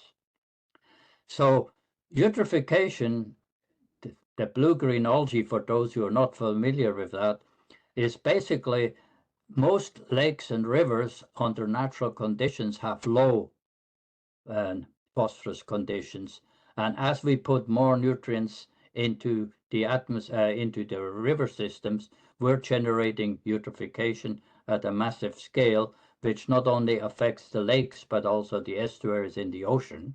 And we now say 50 to 60% of agriculture pollution is from fertilizer and manure, and 40% is from human waste, because only 20% of the human waste is actually treated. So let's look at livestock. So what I'm showing you here is from 2000 to 2021, the number of cattle, the number of sheep, goats, pigs, buffaloes, and chickens. And so globally, we have now 7.9 billion people, and they generate about 4 kilograms of nitrogen per person per year. But we have about 5.1 billion animals, livestock, and they generate about 40 kilograms of nitrogen per animal per year. So we're getting close to generating the same amount of pollution, nutrients from animal waste than we do from human waste. And I did this stupid calculation here where I said, well, what happens if we calculate how much nitrogen and phosphorus is generated by livestock versus by people? So if livestock generates 7 times more than human waste, that is equivalent to the waste pollution created by 14 billion people. And if you look at phosphorus, it's equivalent to about 25 billion people. So if you consider about 50% of all the animals or livestock which is produced is in feedlot operations, this is going to be a real challenge, and we need to start thinking about how are we going to deal with the livestock waste. So one way of dealing with the livestock rate is going to robotics. What I'm showing you here is a robotic dairy farm of 110 animals. These animals go into the milking area on their own whenever they feel like they have to produce milk. And they found that if you do that, they produce about 20% more milk. And obviously this is a dramatic increase, so the animals are quite happy because they can go when they need to go, and the people are quite happy because they don't have to go up at 6 o'clock in the morning to milk the cow or in the evening at 6 o'clock. And then of course they're all, each cow is computerized, the feed is converted and so on. So we're going to this massive robotic production, but what people have not considered is what happens to the waste. What I'm showing you here is not an oil storage container. This is the manure storage container for these 110 animals. Because typically for 1 liter of milk, we produce 1.3 liters of animal waste. And you can only apply the animal waste, which is a good nutrient, twice a year before the crop is being germinated and after it is harvested. So we need to start thinking about, should we start treating animal waste like we do human waste in these very intensive livestock operations? So fertilizers obviously is produced in very large quantities, and if you look at the use of fertilizers, has nitrogen fertilizer, phosphorus fertilizer, potassium fertilizer. You can see the total has increased dramatically globally. And if you look at the various countries, they use massive amounts of fertilizer to produce their crops. Now, typically we say for a good crop of corn, you might need maybe 200 kilograms of nitrogen. Look at how much nitrogen they are generated by using fertilizers or phosphorus or potassium. So we are over-fertilizing a lot of the intensive agricultural area, and this is the problem which we're generating with food waste. And then, of course, we get to the greenhouse gases, which you also have to consider. So 2/3 of all the greenhouse gases from agriculture is actually from livestock. And obviously the cattle, sheep and goats are the biggest problem because they're almost 40% of the greenhouse gas emitted by agriculture. And if you look at where is the greatest density of cattle per person, it is mainly in these countries where we do a lot of meat exports. So moderate meat consumption is one of the best strategies to minimize the impact of climate change. Because remember, it is particularly beef is the most water-intensive food we generate. Excess nutrients produced by manure is leading to eutrophication. Large quantities of greenhouse gases generated by the livestock in terms of methane and nitrous oxide. Health concerns are a big issue everywhere because of obesity, so we should actually not eat as much meat. And then the price of exporting meat does not account for the environmental degradation and remediation of degraded environments, like if you have a eutrophic lake. Trying to reclaim that eutrophic lake is incredibly difficult and expensive. So the most efficient way to grow food in terms of photosynthesis is to grow crops and not to grow meat. And so my recommendation to you is you don't need to stop eating meat, just moderate your input. So what we are needing now is we need a multi-barrier approach. We need to look at the watershed and say, what can we actually do to protect all these kind of aquatic environments so that we have the water for food production? So we need nutrient source control. We need to reduce the inputs of both manure and fertilizer. We need to farmers, particularly the intensive ones, to generate annual budgets of the nutrients so that we don't use excessive amounts. We need to build all kinds of riparian systems to protect the runoff of the nutrients so that they don't directly go into the water. We need to preserve and enhance all the wetlands, and we're now creating wetlands, and I'll show you that in a bit. And we need to start thinking about how to reduce the animal stocking density. In fact, Holland right now is debating about reducing the number of animals because they have the highest stocking density of any country in the world. And this is a huge discussion because the farmers obviously don't want to reduce their numbers because of economics. And then we need to control soil erosion so that the erosion from the land doesn't go directly into the water. We need to minimize the soil compaction because if we compact the soil, it cannot infiltrate, and that reduces the amount of water holding capacity. So we need to enhance the soil moisture by increasing the carbon content. We need to start thinking about treating manure in these intensive operations like we do in the urban environment. And we need to start thinking about detention ponds for temporary storage during stormwater in watersheds. That means looking at every depressional area in your watershed, which you could actually use during an extreme event to store water on a temporary basis. And so preserve and enhance wetlands is critical, and reducing meat consumption is critical. So here are all the different ways in which you can actually deal with eutrophication. And here is an example of extreme conditions. Here is a water meter for every olive tree on the island of Crete, because they are now so scarce of water that they have to restrict the amount of water which goes into every tree. Irrigation, I'm not going to tell you too much about it because you're going to have a special presentation on efficient irrigation, but we can improve irrigation massively by all these different technologies. Water harvesting.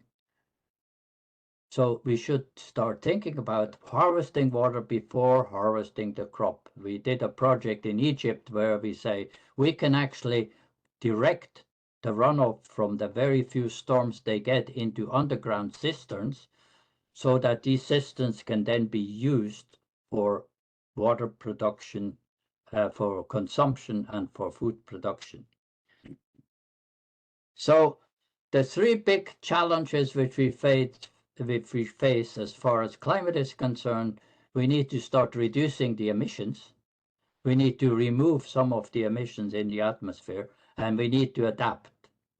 And I have been mostly talking about adaptation, but adaptation is insufficient without reducing the emissions and without trying to remove this. So we need much more efforts on all these three areas. And the point I'm trying to make at the beginning is, remember, these climate events are interrelated. If you have excessive heat, it creates drought, it creates wildfire, and eventually flood. It creates disease, windstorms, increased wildfire, and extreme precipitation helps food. So we now have lots of evidence everywhere that some of these interactions are actually increasing. So this is the area in the US which is the most productive maize producing area and soybean producing area anywhere in the world. And in 2011 and before that, they exported about 40% of all the wheat exported in the world from this area. In 2011, we had this massive flood. What I'm showing you here is all the hydrometric stations in black and blue, which were in extreme flood conditions. And in the south, if this is the Mississippi River, they were all in an excessive drought.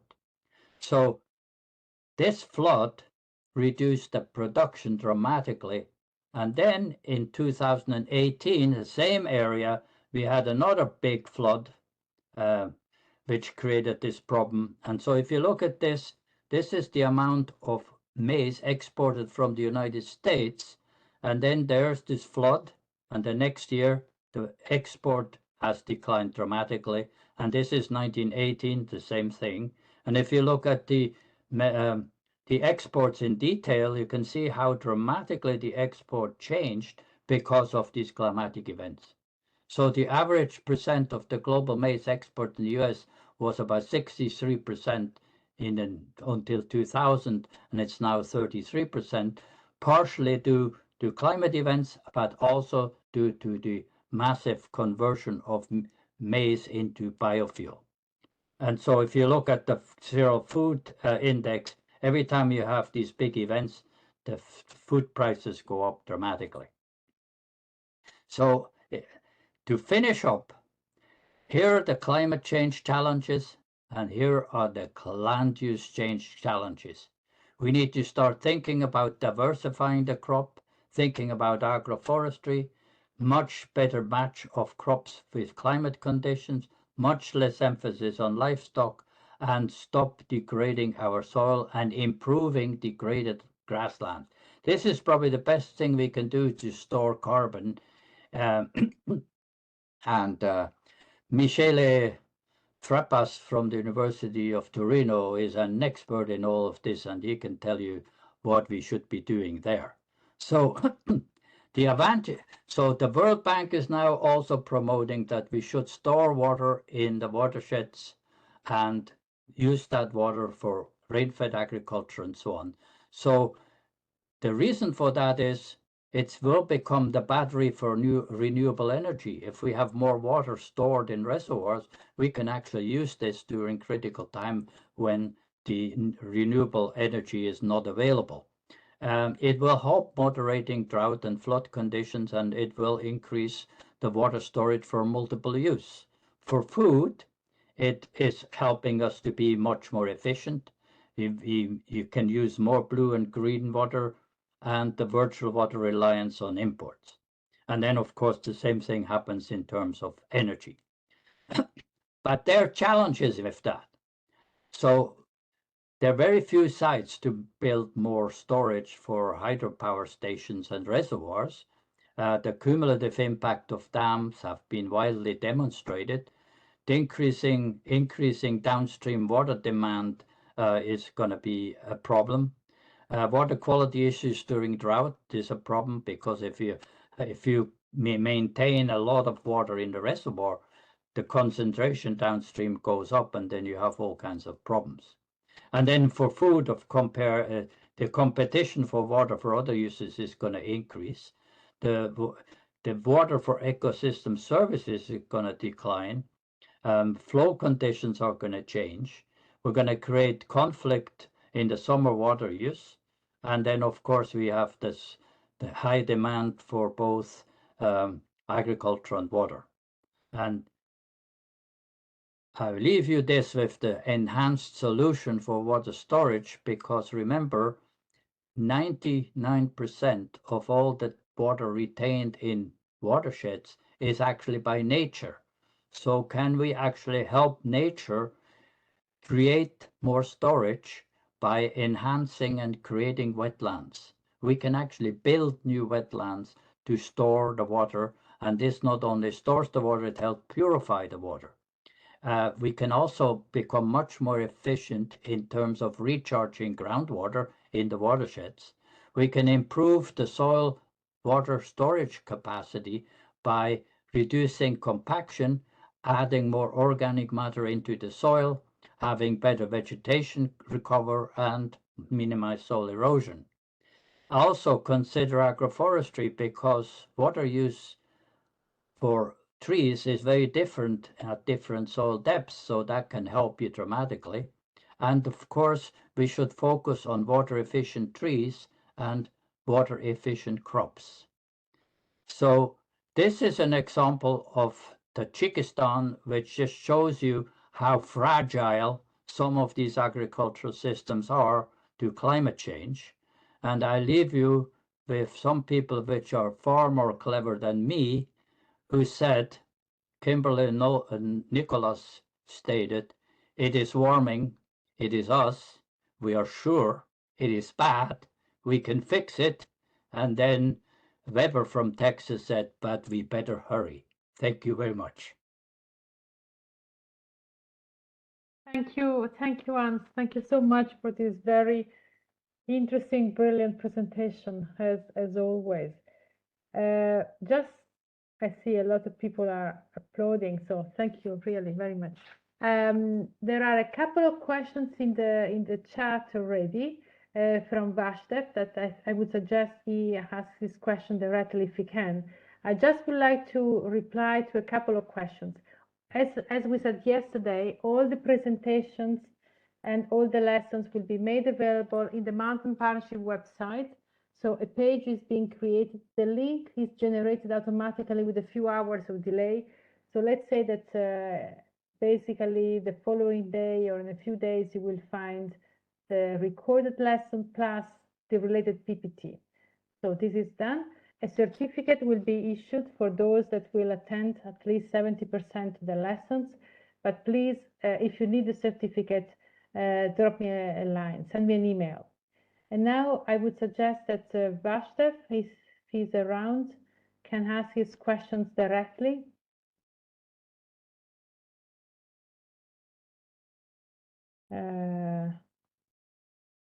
Perhaps he's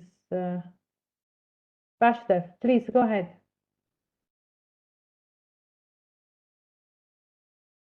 I see. Okay, let me ask this question.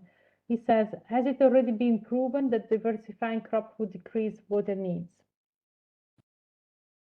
Well, we have gone to monocropping in most of the intensive agriculture, and I think we should start thinking about, we're talking about biodiversity in mountains. Well, we should talk about agrobiodiversity in order as resilience to these climatic events, because if you rely only on soybeans or only on maize and you got one of these storms, you're virtually in incredible dire situations.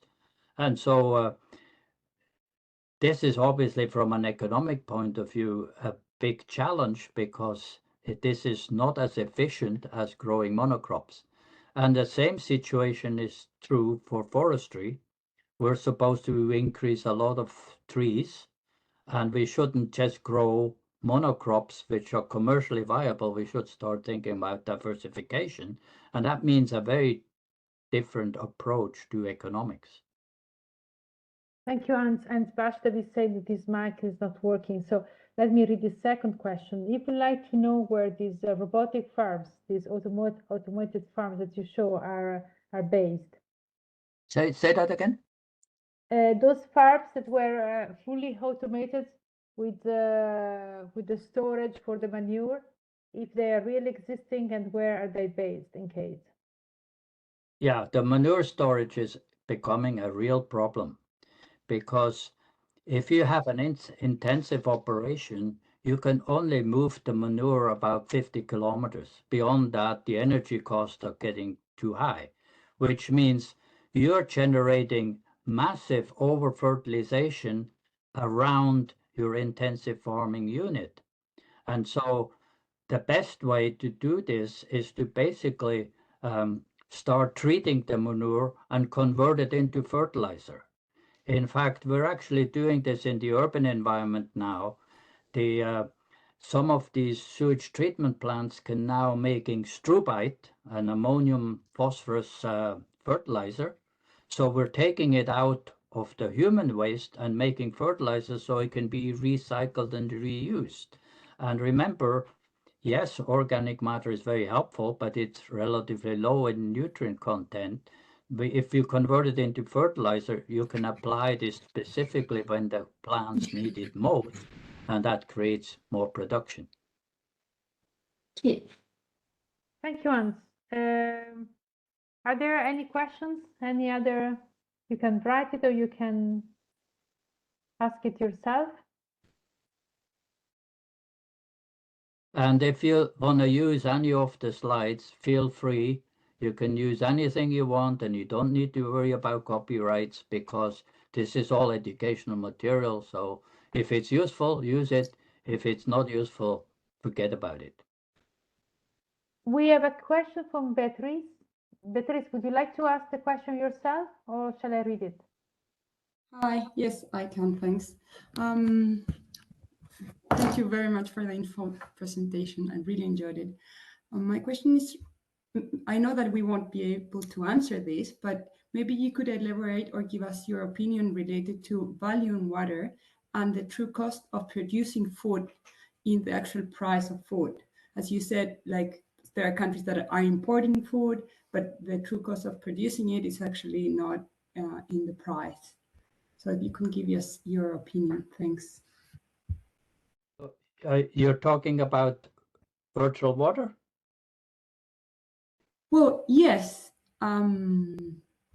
Yes. So think about it this way. If you live in a very dry watershed and you only have a small amount of water, if you then grow food for export, that water can no longer be used for other purposes.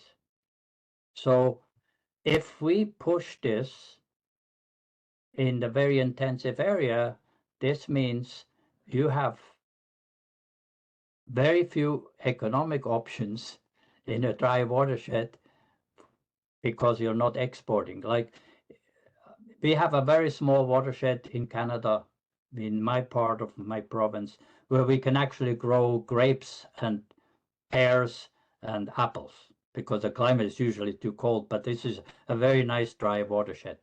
And people like to go there to retire, so the population is increasing.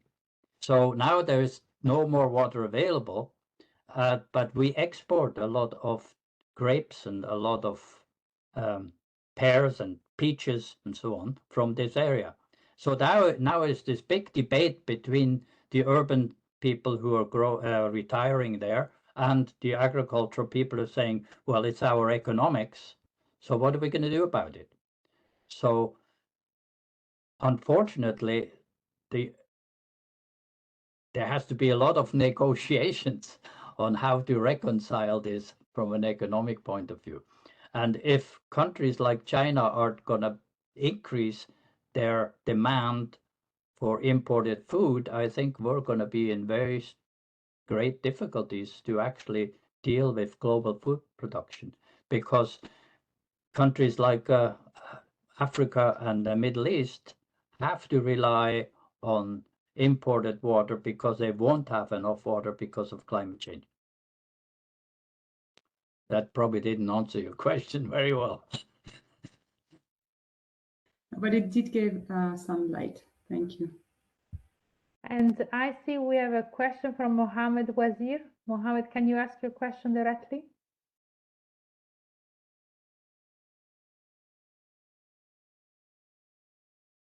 Thank you. I really enjoy your presentation. It is very informative. I ask a question regarding the hydrological cycle of water. I hear that hydrological cycle of water is constant and there is no variability in features. So what do you think the current use or trend of water use will be parallel to hydrological cycle of water? Well, Daniel gave you a very good idea about improving the management of water, and we can actually go a long way to make more water available by reducing our use of water. And also, we can make much more use of storing water. I do this in my home. I have 2 rain barrels. So I collect the rainfall when it rains, and I use that for my garden. And this is now a push in many of the urban environments where we can actually manage more of our water, because it's no use of using your domestic water for outdoor purposes, because they cost you a lot of money to treat that water. And if you collect your rainwater, you can actually use that for outdoor purposes. We also need to start thinking about gray water reuse.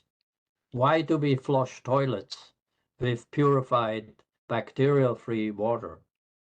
It's already bacterial rich, so why not using gray water to flush those things? So we could do a lot in the urban environment to improve the way we manage water. Now in agriculture, this is much more challenging, but again, improved irrigation can go a long way to make more water available. And we have now the technologies where we can actually use the computerization to actually apply the water in such a way that it is absolutely precise to the needs of the crop. And this is not only true for big farming system, but it's also true for the rural environment, because we have these low-cost drip irrigation systems where you can have a nozzle which can drip at the rate specifically to the individual crop. So one water demanding crop in a sandy area probably produces more water than in a clay area where it doesn't need as much water. So improving water management can go a long way, but it won't be the whole solution. We need to start thinking about the climate change and the land use change in addition to that. Thank you, Hans. We have a question from Monica. She says that she has no mic, so I'll read it. She has a question about virtual water. So what are the best methodologies available to calculate it? For instance, cattle produced in a grassland does not quite compare to cattle produced in a feedlot. Okay, there's this big debate between feedlots and cattle on the range. And everybody says cattle on the range is far easier and less environmentally destructive. But you have to remember a couple of things. One is the cattle on the range takes much longer to produce, and therefore it's, from an economic point of view, not as efficient. And if you want cheap food, if you want cheap meat, you're gonna have to rely on these big livestock operations. And so for many of the mountain developing countries, obviously range cattle is the only way for long-term survival. And that also, if the stocking density is low enough, that helps you maintain the nutrient pollution and all that. So it has a lot of benefits, but it also has a lot of constraints. So it's not the total solution. Thank you, Hans. As always, there is not an easy fix or an easy answer, but she's thanking you for your kind reply. And I think we can stop here. We are perfectly on time, 5:30. So thank you very much, Hans. It has been a real pleasure to have you with us again. And tomorrow we will have 2 lessons focusing again on water quality from Luca Lucentini and Nicola Colombo. So please join us again tomorrow at 3 o'clock. And if you have any questions, please write to me. And note once again, because we keep having these questions in the chat, that all the lessons will be made available in the Mountain Parachute website jointly with the presentation. So thank you so much. Thanks again to Daniel and Hans, and have a great rest of the day. Thank you. See you tomorrow. Bye-bye. Thank you. Bye. Thank you. Thank you. Bye.